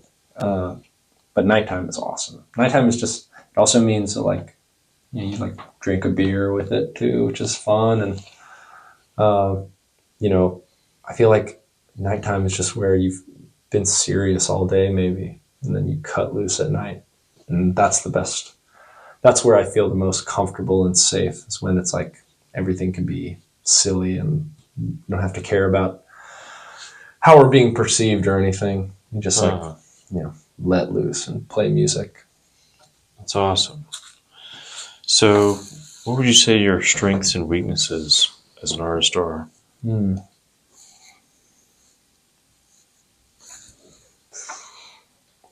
Strengths. Start there. I think strengths-wise, I'm collaborative, and I'm a good listener in a band, I think. I'm very focused on what everyone else is playing, making sure that I fit in. I'm not too loud or too quiet. Like, cut where I need to cut, and, cut through where I need to cut through, I guess. And yeah, as for like my band, I remember one time, Ian, we were getting ready to play a show. It was like our third show or something. And I was like, is this just way too loud? Am I just like too loud? He was like, dude, we're a 3-piece. Like, go hard. Like, be loud. Be scary. And I was like, yes, totally, that's right. And then our last show that we played was this backyard show. It was Bummeroo. And I didn't like how loud I was. Like, I had gone on a 2-show streak where I was like, I'm stoked about this. Like, loud as possible. And then we played this backyard show, and I was like, I just blew everyone's ears off and didn't really play that well. So what am I really doing? So I feel like adjustments like that, I'm always hyper aware of, trying to make sure that I'm like doing a good job for what the train needs to do. And I feel like that's a strength. And I also like to write like ideas for the other band members' parts, which I'm okay with them being trashed and not used. But I feel like I don't write a part for myself without writing the other parts as well. It's like if I'm writing like a guitar part and it's like up high and I'm not playing root notes, in my head, like I know exactly what the bass and drums are doing along, and that's the reason that I'm writing it the way that I'm writing it. And that's the great thing about then having 2 incredible band members that can write way better on their instruments than I ever could, is that they're able to be like, oh, I'm hearing it this way, and it's way different than what I was saying, or being like, oh, I see what you're saying, and then execute it way better. I wouldn't be able to do it without them. They're incredible. So yeah, just being like open to collaborating, I guess. And then weakness wise, I think that I probably just care too much about what people think. Like I think the one world where I don't is with Teeth Trick, and that's why it's so important to me, is that I don't have to worry about what people think about what I'm saying or anything. Like, I believe in my playing, and I believe in the 2 guys with me playing as well. and I love the way that we sound and like how hard we work. So I'm excited about like showing that to people. But when it comes to like the initial ideas and stuff, I can be a little timid because I just overthink and put too much worth into what other people think of me. And I think it's not in a good way. Like I care about listening to other people and their thoughts and opinions. But I think sometimes I box myself because I don't want to be embarrassed or like shut down. And I need to that's what being an artist is. Like you care too much about like your bandmates, what they think, or like the crowd, or like what? I feel like it's just like I'll get these like people in my head or something where I'm like, this person's opinion matters so much. I need to make sure that this is cool. Like I wonder, or I'm like writing or something or playing, and I'm like, I wonder what that person thinks. And I'm like, why am I doing that? Person that you know or don't know, or yeah, know or don't know. And it's just like, you know, why? Like, or sometimes it could be literally the sound guy. They're like this. I'm like, okay, I want to. This sound guy like seems like tapped in, or this sound guy was like a jerk. But then in the back of my mind, I'm like, I'm caring so much about how I'm like being perceived that I want to do like a great job. So then they're like, okay, yeah, he's fine. You know, does that make sense? I just put a little too much value in that, and I'm aware of it, so I'm working on it. Yeah, I don't like to be not liked, and I have a really hard time with conflict, like with anyone. So I always try to be very safe and nice, and which are good things to be. But I guess I struggle with conflict and with upsetting people. So I make sure that the way I'm being perceived wouldn't maybe put me in any situations like that or upset anyone. Why do you think you're so like averse to conflict or like? I feel like I would love to figure that out, but I don't know where it comes from. I think I just. Do you have like people pleasing tendencies? Yeah, big time. Yeah, I mean, I'm trying to do less of it. Say no more, or Yeah. Or even just, I mean, I double book myself so much. oh, yeah. Like, I just can't say, if someone asks me to do something and I have a plan, but they seem really excited about it, I will just say yes. And in my brain, I'm like, I have something that night. But in the moment, I'm like, dude, that would be awesome. Because I'm thinking, like, it would be awesome. I would love to do that. Even though I have this plan, I would love to do what you're saying. And then 30 minutes before, I'm like, oh, yeah, I got to pick something. And this person that I had the initial plan with is counting on me to be there. And then this other person that saw that I was excited about what they were excited about is like, why would, like if I went with the original plan, they'd be like, why would you even say yes? Or why would you even, like why would you let it run this close to the buzzer? And so, like, literally being here today and that rehearsal getting moved, I was having so much anxiety last night leaving the Lemon Twig show, being like, okay, I've had this plan to do this podcast. I want to do it. It means a lot to me. So I want to do that. But then hearing, like, hey, can we move the rehearsal to 12 instead? Like, it would just work better. And then everyone says yes. And I'm looking at it like, well, I can't be the one that says no. Like they want to do that. Like, I feel like I have to say yes. And then my girlfriend's like, no, you have a plan. You could just say, like, these people love you. They're your friends. Like, you could just say you have a plan. But like in my brain, I'm like running laps, like trying to figure it out as if it was a complicated decision. So then I'm like, I can't do that. And then immediately like, cool, yeah, we'll just stick with 2:30. But in my head, it was like D-Day, like a war, But anyways, yes, that goes back to music. Like, I think so much about how I'm being perceived and I don't want to upset people.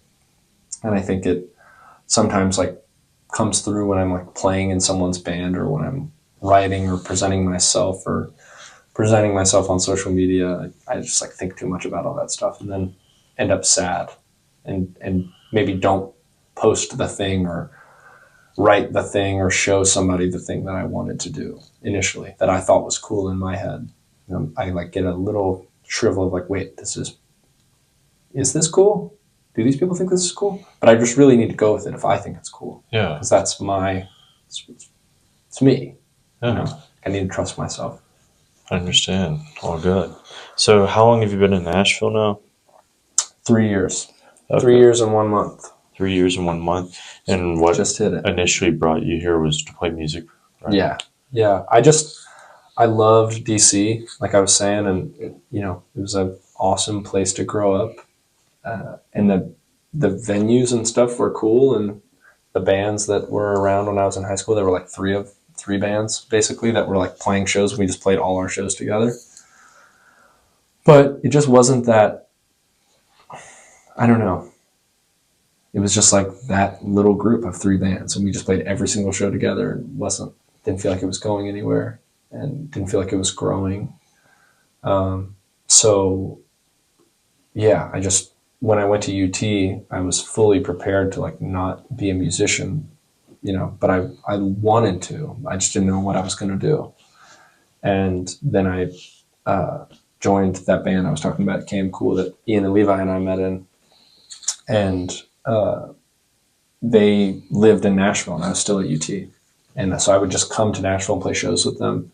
And then, then just ended up moving in with them. And, we made a bunch of EPs and had an awesome time together. And then, I just ended up here and meeting everyone. And it was definitely the right, awesome decision that made me so happy. I wouldn't change a thing about it. Nice. What would you say you've learned living here? I mean, I've learned a lot about music. It's just like the obvious answer, but I just met people that are so amazing, like so amazing, and like especially in this transition into like adulthood. Yeah. Like just meeting people that are really good people, not only like great musicians, but like really good people. So, I mean, I feel like I had a good group of people around for my like growth into an adult, which is awesome and important. And so many people, that I just love so much. But in addition to that, like musically, just met some crazy, awesome musicians that are so good, that inspire me so much and have taught me how to be in a band and taught me how to write and record. And just, I've learned so much more than I've ever thought I would. And I'm so excited. It's like when you find out about something and you learn like as much as you can. And it's the more I don't know how the saying goes, but it's like the more you learn, the more you realize like, oh my gosh, this goes so much deeper. Like the more you learn, the less you know, I guess. And that's an awesome feeling. I mean, I have that. I feel like I know a lot about instruments and recording and touring and all that stuff. And then I have one experience where I'm like, wow, no, I really don't. And I love that feeling of knowing that I have so much more to learn. And I feel like it would be not as fun if I wasn't also surrounded by people that I felt like I was learning from, like how to be a good friend and how to be a good person. So it's a good combo that has accumulated here in Nashville, at least in my experience. And I'm so grateful. That's awesome. Do you have a favorite venue here? Yeah, Blue Room. Yeah, Blue Room for sure. So great. Blue Room for sure. Although I haven't been to all of the ones here. Like I've never been inside the Cobra. Oh, really? Yeah, and I live like right off Gallatin, so I want to see that one day. I love seeing shows at the 5 spot too. Yeah, the 5 spot. I mean, I feel like I'm not like a good guest because I just love things in general. Like I don't really have a lot of adverse opinions, I guess. It's like I love the End and I love the East Room. And like I can't really rank them. Like I really just love all of them. Yeah. And like the sound is maybe crappy at some places and better at some places, but I feel like it just depends on the day. Like I wouldn't say one of these venues has like the best sound. I'd say the Blue Room is in a league of its own, like in terms of sub 500 cap rooms. Like the Blue Room is its own beast, like incredible quality, and it can't be considered with all the other venues. But as for like the clubby ones, like East Room and Cobra, 5 Spot, I love all of them, and I enjoy going to all of them. I don't like prefer one or the other, you know. Yeah. Exit in too. It's awesome. Wish the tickets weren't so expensive. Yeah.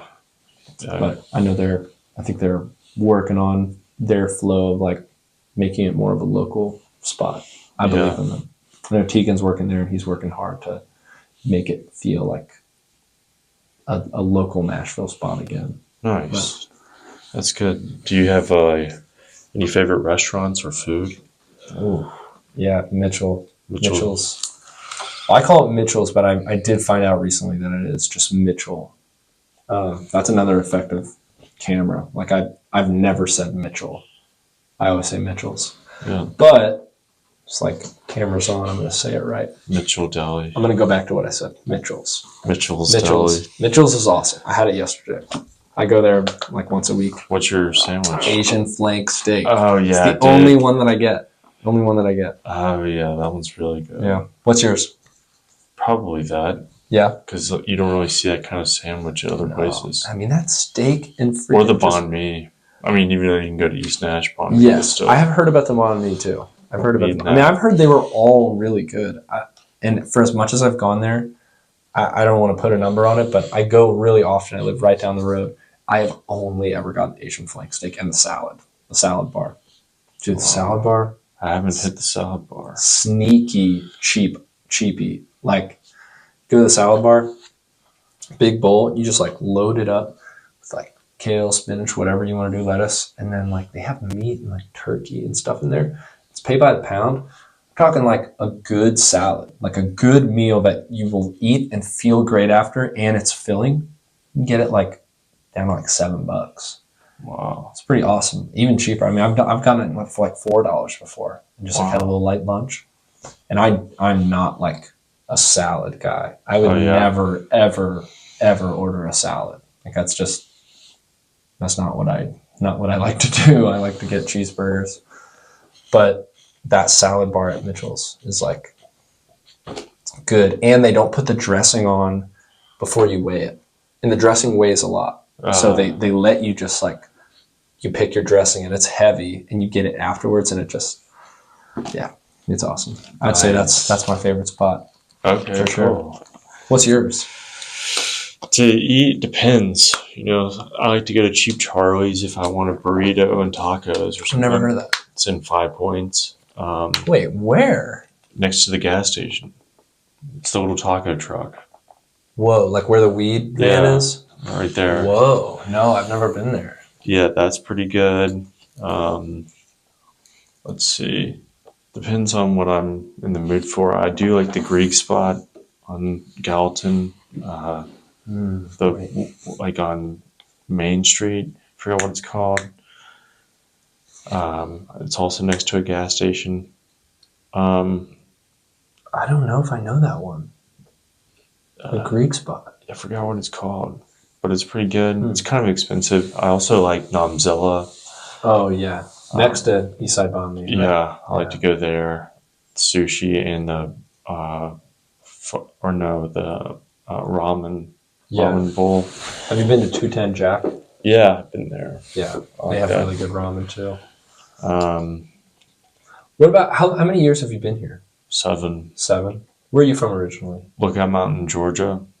Whoa, nice. That's like pretty close to. That's like on the Chattanooga line, right? Yep. Nice. Drive to the bottom of the mountain here in Chattanooga. Yeah. Okay. I saw you had Billy on. I feel like he's from like. I think he said his parents live on Signal Mountain. Yeah. I have an oldest brother. My oldest brother lives on Signal Mountain. Cool. Yeah, that mountain is so wild to drive on. It's awesome. Lookout. Yeah. Yeah. yeah, It's so cool. it's a great place to grow up. So what would you say like are the spots? Like if you're talking to someone who I guess I clearly have not been to like a lot of the cool spots that you actually like go to if you've lived here for a little bit. So Cheap Charlie's, Greek spot on Main Street. Yeah, and then we'll Google that after. if I'm this. late night food, go to Duke's. Still have never been there. Yeah, That's Duke's Dogs though, right? no, Duke's is in the like bar, but Oh, also has yeah. sandwiches. Yeah. Where is that? It's in 5 Points too. It's I mean, I know nothing about 5 Points. really. I You've been to the Five I Spot. love 5 Points Pizza. Yeah, it's And close to that. I love the 5 Spot. Yeah, Wow. Duke's, that place is pretty fun. We'll get a sandwich and hang out. It kind of depends, like what we're in the mood for, what I'm in the mood for, because I usually eat in most of the time. But You're a big cooker. yeah, big ovener. Nice. Nice. Frozen pizza? No, just like chicken and broccoli and stuff like that. Oh, that counts as cooking. Yeah, I mean, turn on the oven, throw it in there. Because I like take pride if I make dinner at home and it's a frozen pizza. Really? Yeah, totally. Yeah, no, it's usually like make something like a meal from the oven. But if I'm trying to go out, Dream Burger, the smash burgers are really good. Where is that? Next to Vinyl Tap. Oh, yeah. By Schultzbrow. Schulman's. What did I say? Schultzbrow? That's in Knoxville. Oh, yeah. Gosh. Wow. But that's pretty good. If I want to get some like really good food, like I'll go to Taj Indian place. Oh, yeah. I have been there. Or That's awesome. or Gojo, the Ethiopian place. Oh, on Nolensville or on off Thompson. Thompson. Yeah, I keep seeing that. So I keep seeing that sign. Get Is that the place? injera bread. And Is it? That's like the sponge bread. Yeah. Is that place expensive? Sit down. Not really. Probably like $12-13 each. I mean, I gotta go there. Yeah, definitely. I love Ethiopian food. It's like a collaborative meal, so you kind of like go in with someone, and then you all like it's like the food is in the center. Yeah, on the bread. You get it's very communal. They had a place like that in DC, and I went there for a bunch of birthdays. It was my favorite restaurant. Awesome. Have you ever been to Degtai? Mm. Degtai's on Nolensville. It's like the big like yellow orangish building, really close to Gojo. Like if you're coming down Thompson, Gojo on your right, and then you turn right on Nolensville. It's like almost right there. You just drive for a second. You should check it out though. It's kind of expensive, but it's really, really good. Oh yeah, it's another great place that I went to for the first time like last week. Peg Leg Porker. Whoa. No idea. Incredible barbecue. Family barbecue. Where is it? It's like it's in the Gulch area. It's like not super expensive because like my friend was like it's in the Gulch. I was like, what are we going to 5-star dining? We're hitting this and then Lululemon. Yeah, and he's like, no, it's like a family barbecue. And I was like, awesome, so good. Nice. Okay. Go there if you like barbecue. I will. This was useful. I'm gonna write all these spots down. Seriously. I mean, I literally had heard of one of the places you just mentioned. Really? Yeah. Which is. I mean, there's so many more that I didn't mention or that I might not have been to. I mean, Nashville has a lot of great cuisine, especially South Nashville. Dude. Ethnic food mecca is what I call it. The I place has used to so live across the much street variety. I used to live across the street from Plaza Mariachi. Oh yeah, dude. So taco trucks galore, pupuserias, totally. Samoans or whatever. There's like a Jamaican spot that's really good. Whoa. I think it's called Island Vibes. So good. Island Vibes. But anyways, what is some advice you would give to someone who's going to move here and do art?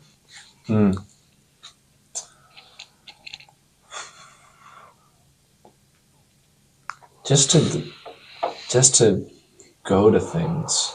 Like I feel like I met all my friends at like I would know one person and go to some show or function, house party, house show, and I would just meet their friends and then become friends with one of them and then meet their friends, just like little spider web. And it was really helpful moving here to living with the guys in Cam Cool. Like they had like friends made. So I just got to come and like show up and meet these people that were automatically like giving me a chance, I guess. Like just in terms of friendship. So yeah, just making friends and going to things. Like definitely would say that's it. Also just to put yourself out there. Like when I was in Knoxville, the first day of school, the first two guys that I met and became friends with, like, oh, I was talking about Matt Mitchell a second ago. I like met him and he was like, oh, I play the drums. Yeah. And I was like, I play the guitar. Wow, we should make a band. He was like, my friend right over there plays the bass, and like just pointed at Jonathan. And then the three of us are all still great friends to this day, years later. Which is just like, I don't know. I can be really introverted sometimes and find all the times where I've like been like, no, I need to like put myself out there. Like something good has come of it. But yeah, I don't know. I feel like it's easier to give advice when you can like look at the person and see what they're like and kind of cater the advice towards what will make them feel confident and happy. Yeah. Thinking about a move, like general advice is kind of, I feel like harder to give. Yeah. What would you say though? Like if someone was moving here, Yeah, and wanted to do, I'd be like, make sure you have money, yeah, have a job, totally. like be willing to do things outside of music in order to play music. Mm-hmm. Meet people, be cool, be chill, practice, always work on your craft. Yeah, Have a plan. Create goals for yourself. yeah, Give yourself direction. Totally. Be Direction careful is- who you like. I don't know. Become friends with, I guess, or like, pick your allies wisely, I guess. Yeah, Or just like teammates, more or less. I don't know. definitely. Kind of keep your goals close to the chest before you trust someone to tell them. You know what I mean? Yeah. I feel like anyone, like I've been lucky to have been in bands with people that I would trust to like, I don't know, like bring around my family. Like, and I remember my parents being just, again, they're so supportive and kind about me, like wanting to move here and be a musician, that they were so relieved when they met like the group of people I'd been like playing music with the most, I guess, when I would be on tour and we'd like play in DC and stay in DC, and meeting them and being like, oh, these are like nice people. That's good. Like our son is around kind people that are not crazy, and I think that meant a lot to them, and they gave me even more of a leash to like believe in me and allow me to just like go for it. And yeah, that's all I could ask for. And so I would say that is great advice. Like pick the people you're around. Like someone can be an insanely good musician and benefit the band greatly, but if they're kind of a crappy person, then that's just not worth it. Kill the vibe. Yeah, it's never worth it. Right. Okay. So reflecting back on when you first started as an artist, what is like one of the biggest challenges you had to overcome, and how did you get through it?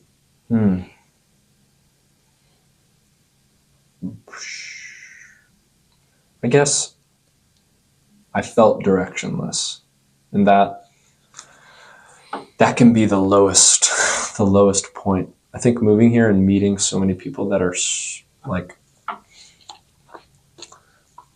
people that just want to share their story so much and have these childhoods where their parents were an insane musician and they were gifted this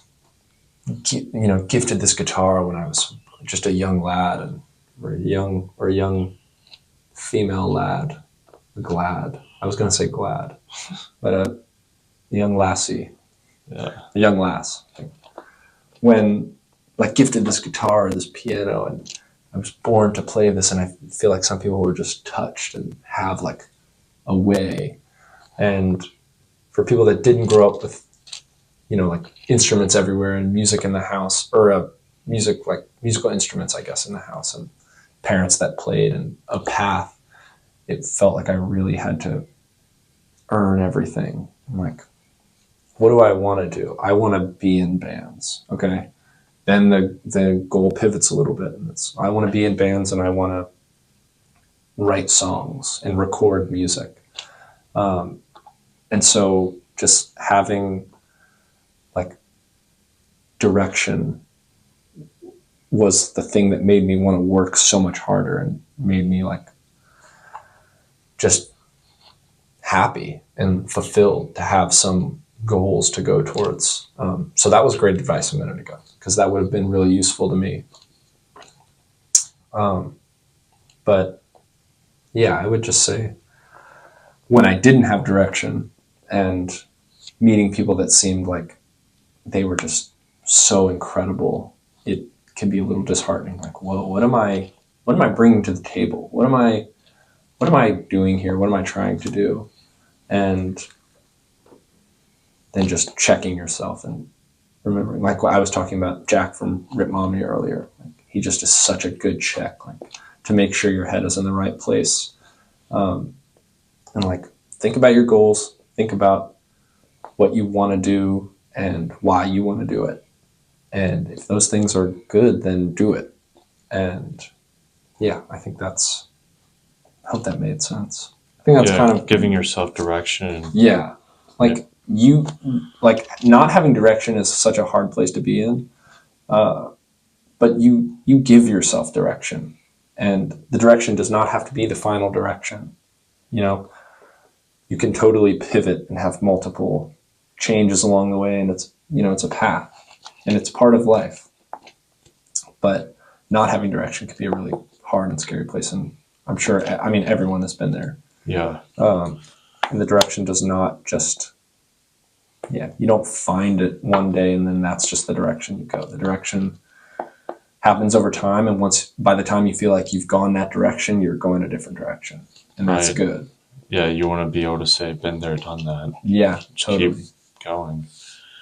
Yeah, that's one of the most overwhelming things when you first move to Nashville is everyone has their thing going on. Everyone seems so professional. That's my thing. Everyone has their lane. Everyone seems so like Nashville has oriented them in their proper place. Mm-hmm. And it's like, how do you get there? You know what I mean? Totally. When you first get here.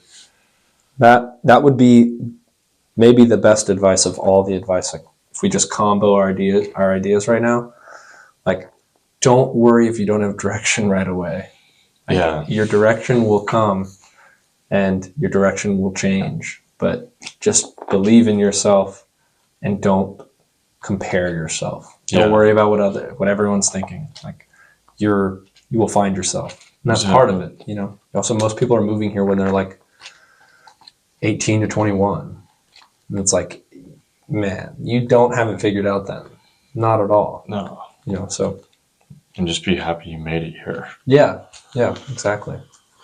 Cool. So what is one of the biggest, what is your biggest personal growth from last year to this year? I would say maybe it's in the people-pleasing world. Like, I'm trying to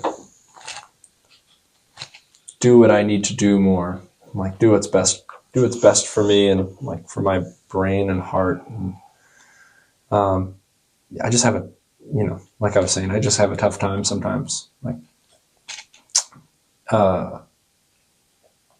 not second guessing my decisions, and I don't know. I find that if you're just basing every decision out of like care and love for yourself and for others, then you're doing the right thing, even if it's not like the cool thing, I guess. Right. And I feel like I've known that, but I haven't practiced it because I've been so in like people pleasing mind. Right. Just like operating off of fear Yes, instead of love. literally. I mean, one of my best friends in the world is Palmer Hubble. I don't know if you know him, but he makes awesome music and just like an awesome dude, role model of mine. And he was just saying that, like 2 days ago, was talking about operating out of fear and like what that can make you do and how that can be like we were just talking about like some experiences we've had, and I remember him saying something, and me, it was like I got to the end of the road. I was like, yeah, I don't know why. I don't know what this is. And he was like, no, it is deeper than that. Like, you're talking about the feeling that you're feeling is fear. And that's really the bottom of the well. Like, I'm not like getting halfway down this problem in my life and then being like, yeah, and then that's where I don't understand it anymore. It's like, no, there's a fear, and that is really the bottom of the well. Like, and it could be anything. It doesn't have to be fear, but in my case, it was. It was like, wow, okay, that's like the actual feeling. That's what I could I don't need an explanation for this part. Like, I can say, oh yes, fear was the reason that I acted this way. That is like the core issue. And you don't want to do that. It's not fun to do. And a lot of times if you're in people-pleasing mind, that's just always what you're going to end up doing.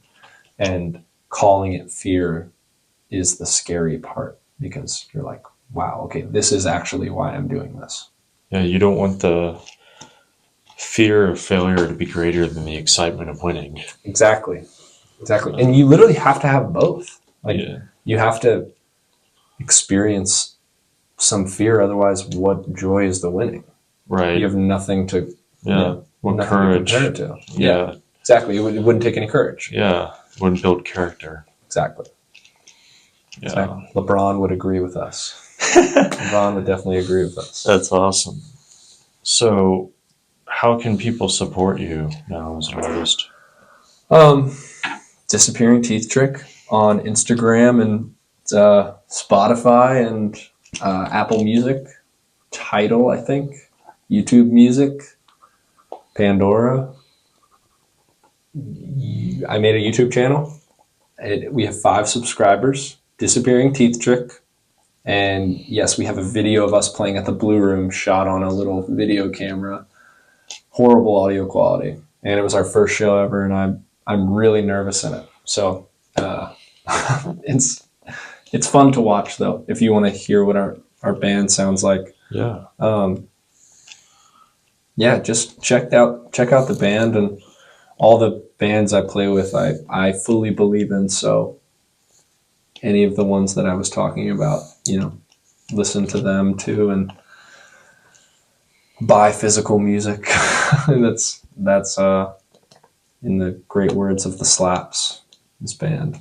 Yeah, buy physical music. Physical music, yeah. Physical music's the way, because then you get to put it on your wall. Right. It's awesome. It's not just a decoration. There's literally, the songs are in that little box. In the little, yeah, a little thin paper box thing. Protected.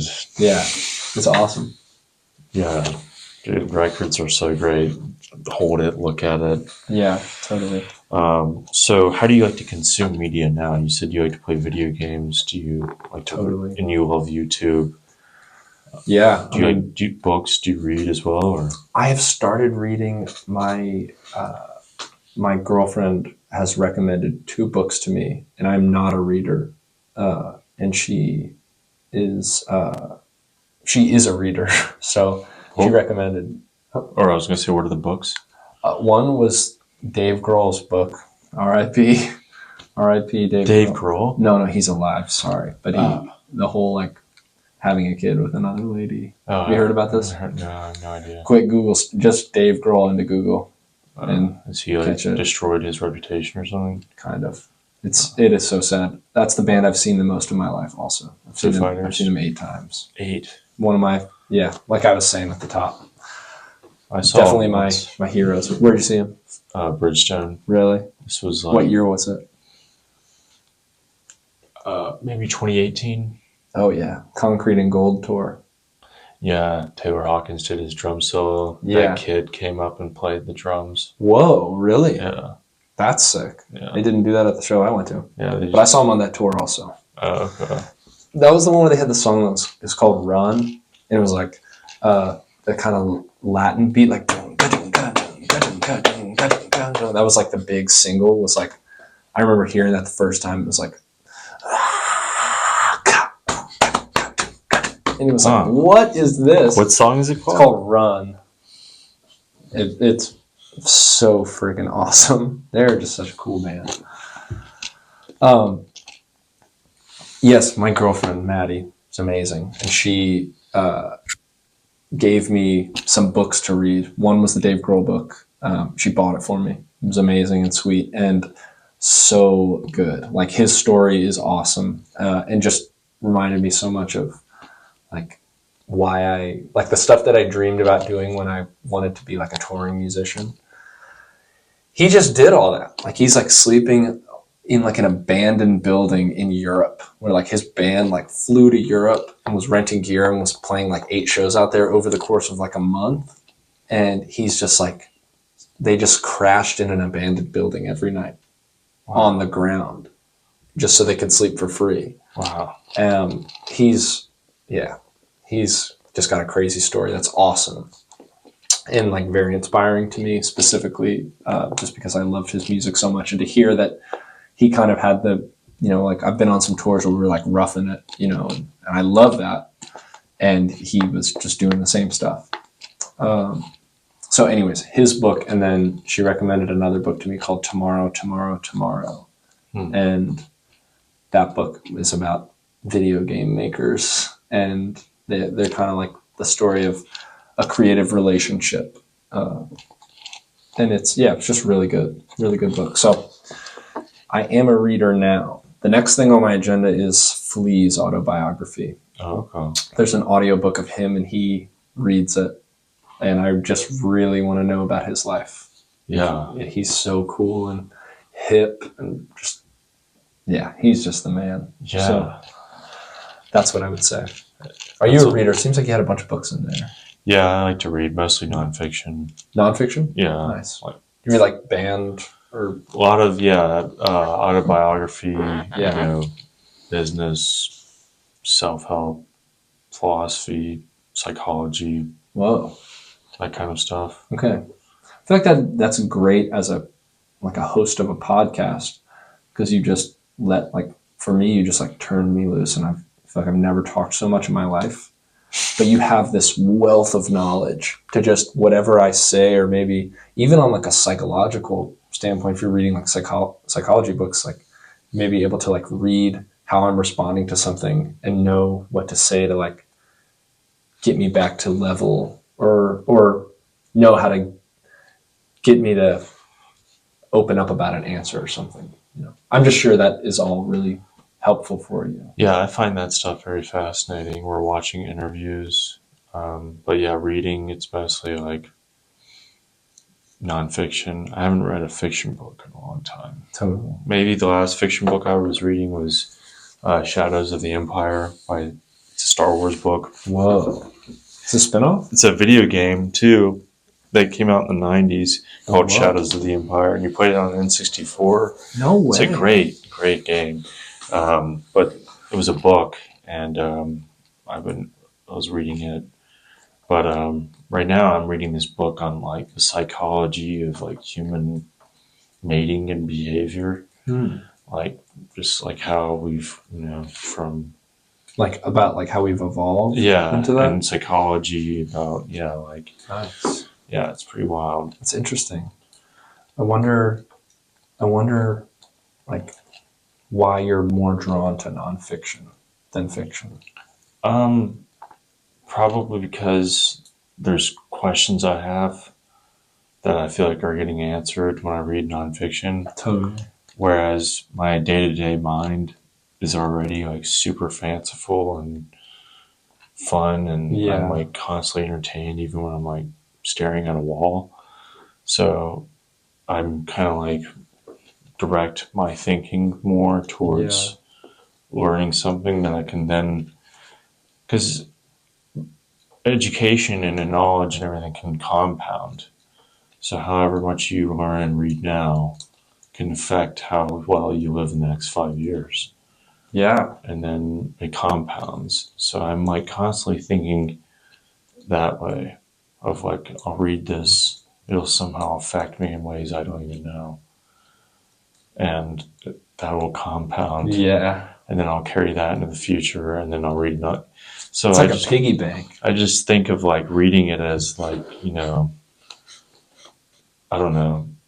I'm constantly learning something that's changing me from the inside out. Totally. When I read fantasy, although I love drama. I'm just focused on dragons and stuff. Yeah, I like fantasy or like sci-fi. I just haven't. A lot of my stuff is like, you know, yeah, like personal development, you know, finance or business or. I feel like I've never read a book like that, and I feel like it would be like a rabbit hole if you read one and just felt like, whoa, okay, I feel like I learned so much from this, and it's knowledge that is true for the rest of my life.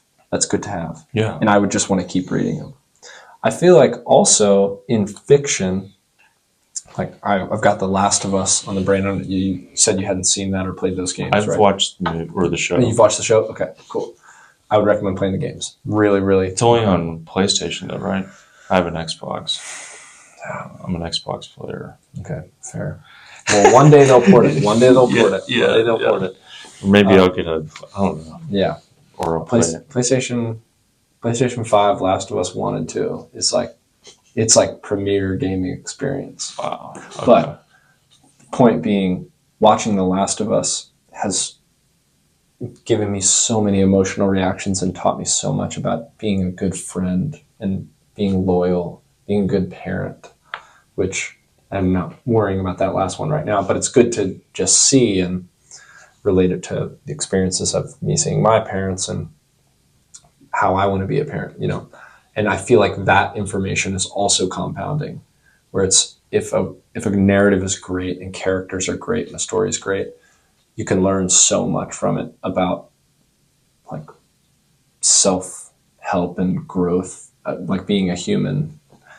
So definitely. Yeah. You learn a lot of behavioral stuff and characters and how they, you know, interact with other characters. You learn a lot of morals and qualities that way. Totally. Yeah. I mean, but, yeah, anyways, reading, I just like a lot of nonfiction. I like a lot of philosophy, stoicism. I like to like a lot of autobiographies of musicians. Yeah.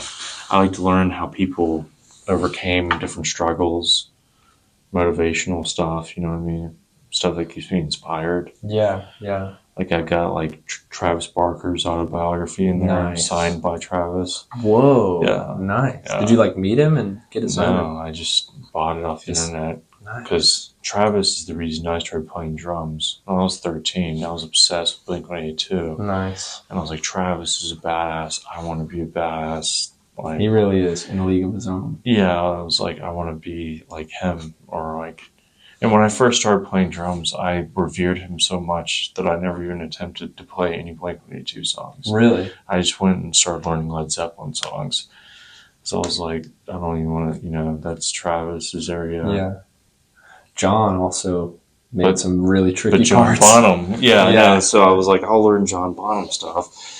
And like, what is this? What is this kick pattern? Dude, When the Levee Breaks was like the first song I learned. Yeah. But, Talk about a song that before the vocals even start. I mean, right. To relate back to Teeth Trick for a second, that's like before the vocals even start, it's like you know what that song's gonna feel like when the vocals come in. It's like the song could not have vocals and it would be it'd be the same in terms of like the feeling it gives you. And that's like so inspirational to me. Like that's like a masterful song, masterful example of that in music. But yes, the drums in that song are freaking awesome. Do you have any favorite movies? Recently I'm discovering that I love movies with very little dialogue, which again, I'm in an instrumental band. What does that say about me and talking? Yeah, you're just like, everyone just shut up. Everyone just shut up and let stuff. Oh, shoot. Sorry. Everybody, no, obviously.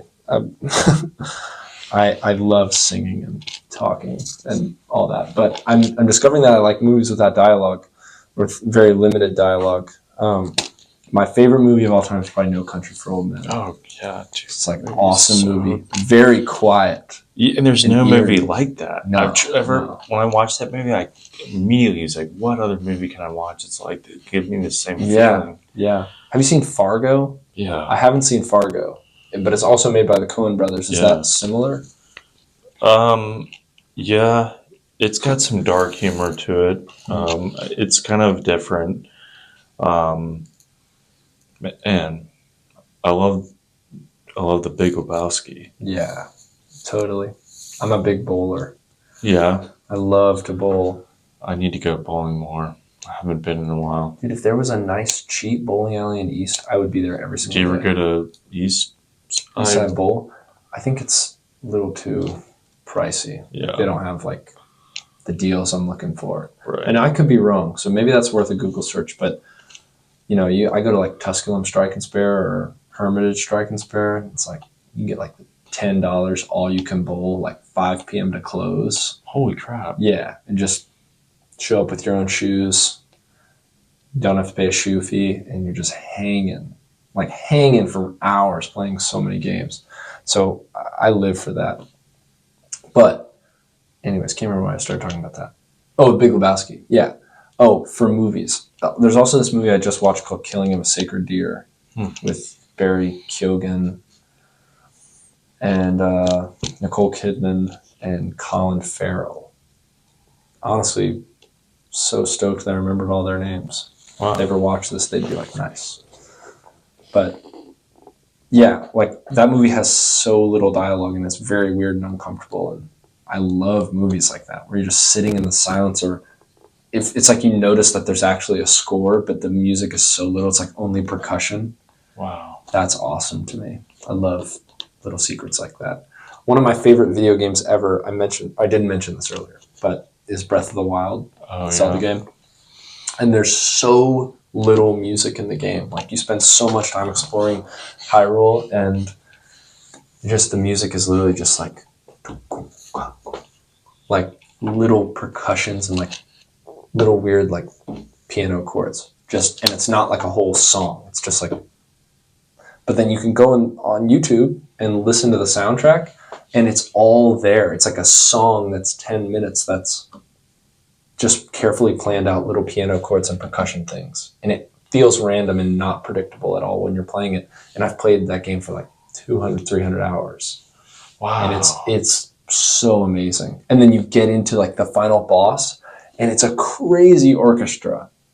And you're like, they could have done this the whole game, they chose not to. Like they were very intentional about making this ending feel like, oh my gosh, I've been in this like barren world for so long, and here I am in front of this mystical beast, and now the orchestra is here, like letting me know how serious what is about to happen is. And that it's just so cool to me. Like I can't recommend that game enough if you haven't played it. Breath of the game Wild would change your life, really. I need to. I guess you gotta get a Switch or Switch.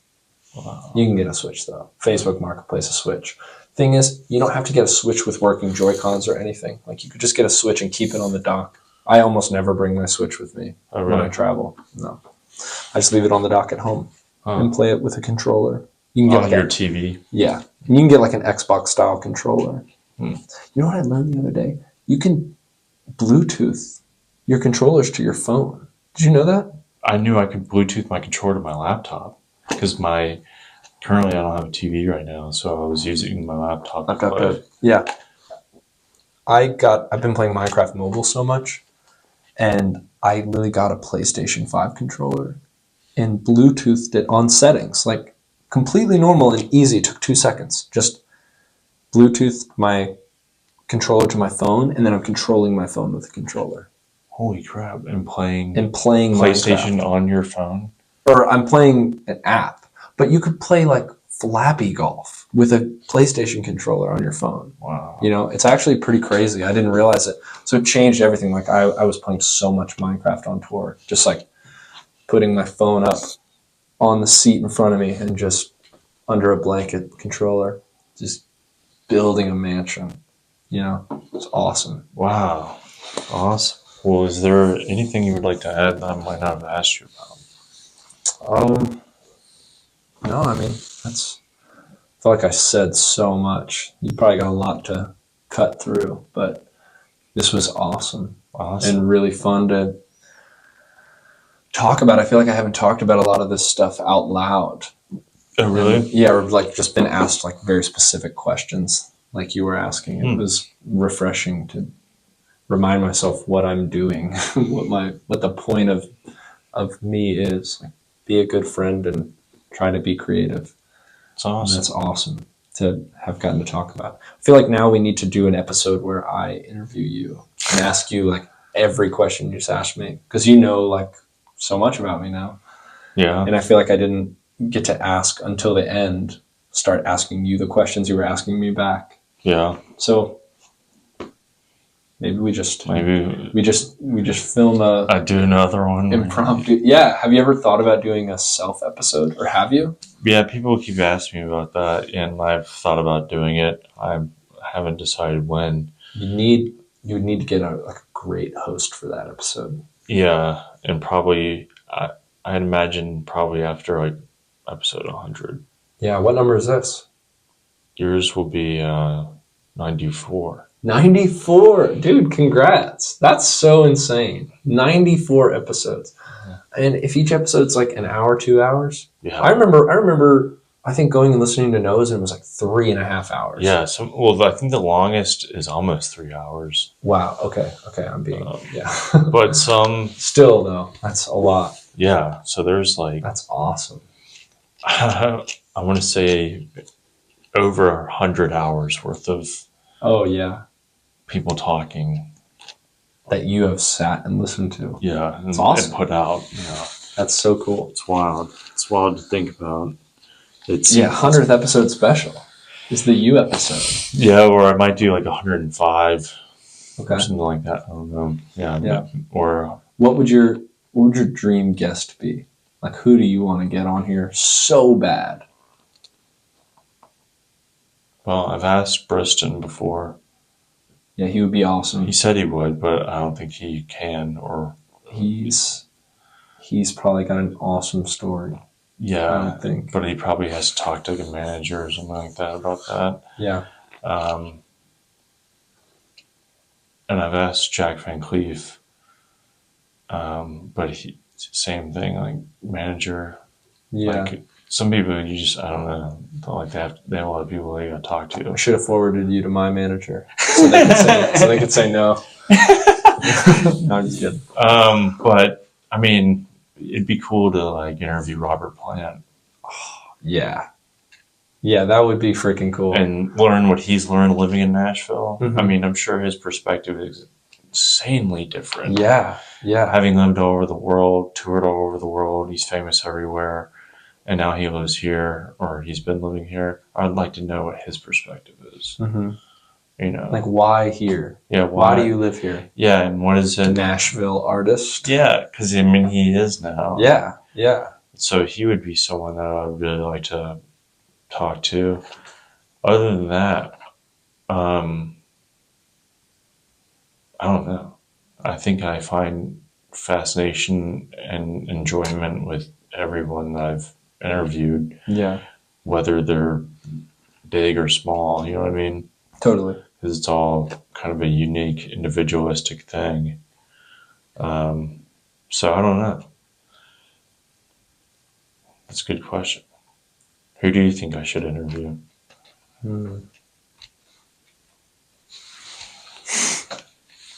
I want to say LeBron so bad, but LeBron would be a great guest, but no relation to Nashville and not a musician, but an artist in his own way. Yeah, that's true. Let me think seriously.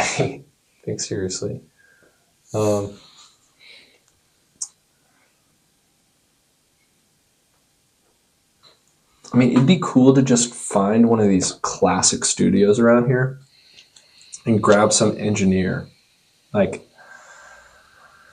just some dude who flies under the radar, doesn't like, have a huge presence on social media or a huge, recognition to their name, but someone that would be able to come in here and be like, oh, I've made all these records, and it's like your favorite records ever.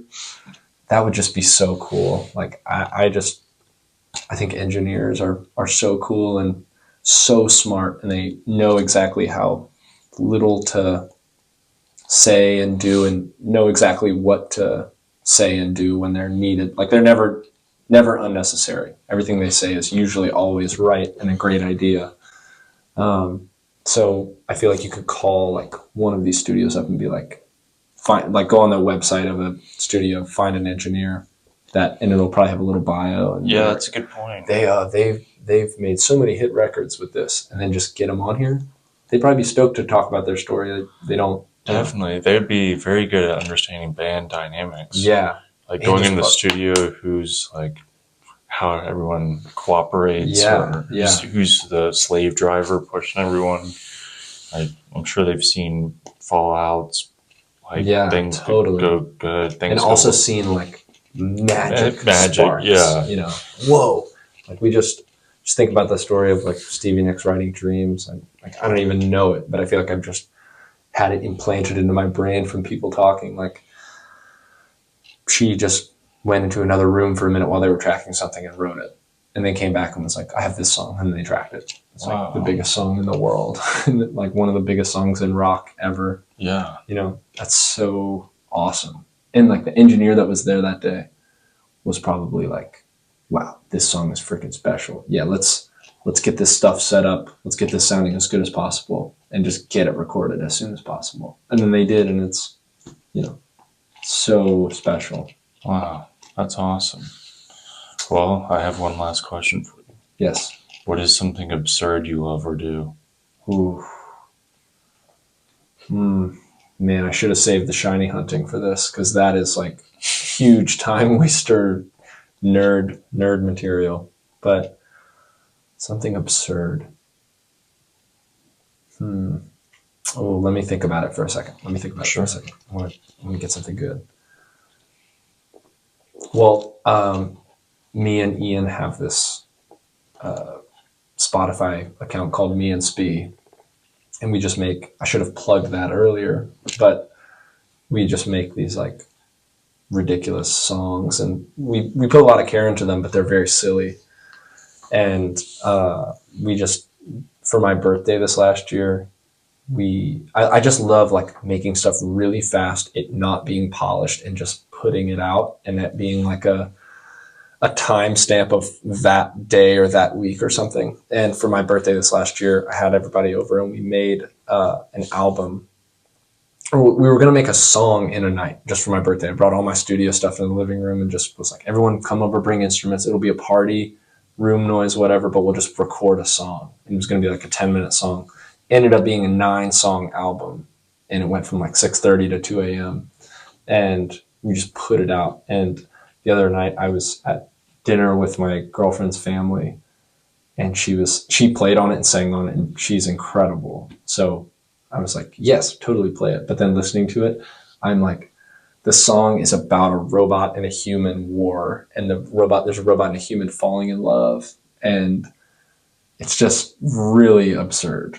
But it's awesome, and I love it, and I'm so proud of it. But playing it for your girlfriend's family, you're like, this is weird. Yeah, I'm like a weirdo for like thinking this is, or not for thinking it's cool. It is cool, but I'm a weirdo for just like being like, we should do this and make it and then put it out, and it's just like ridiculous and sounds like kind of bad. And it's called Me and Spee. Me and Spee. Spee. And you can listen to it on Spotify and Apple Music and YouTube TV and all that, and Netflix and MySpace. And it's just like a Netflix. I mean, it's just like a playlist. It's just like a little Spotify account. Oh, like it's Spotify. Yeah. we make a Christmas album every year, Ian and I. We're working on one right now. I have a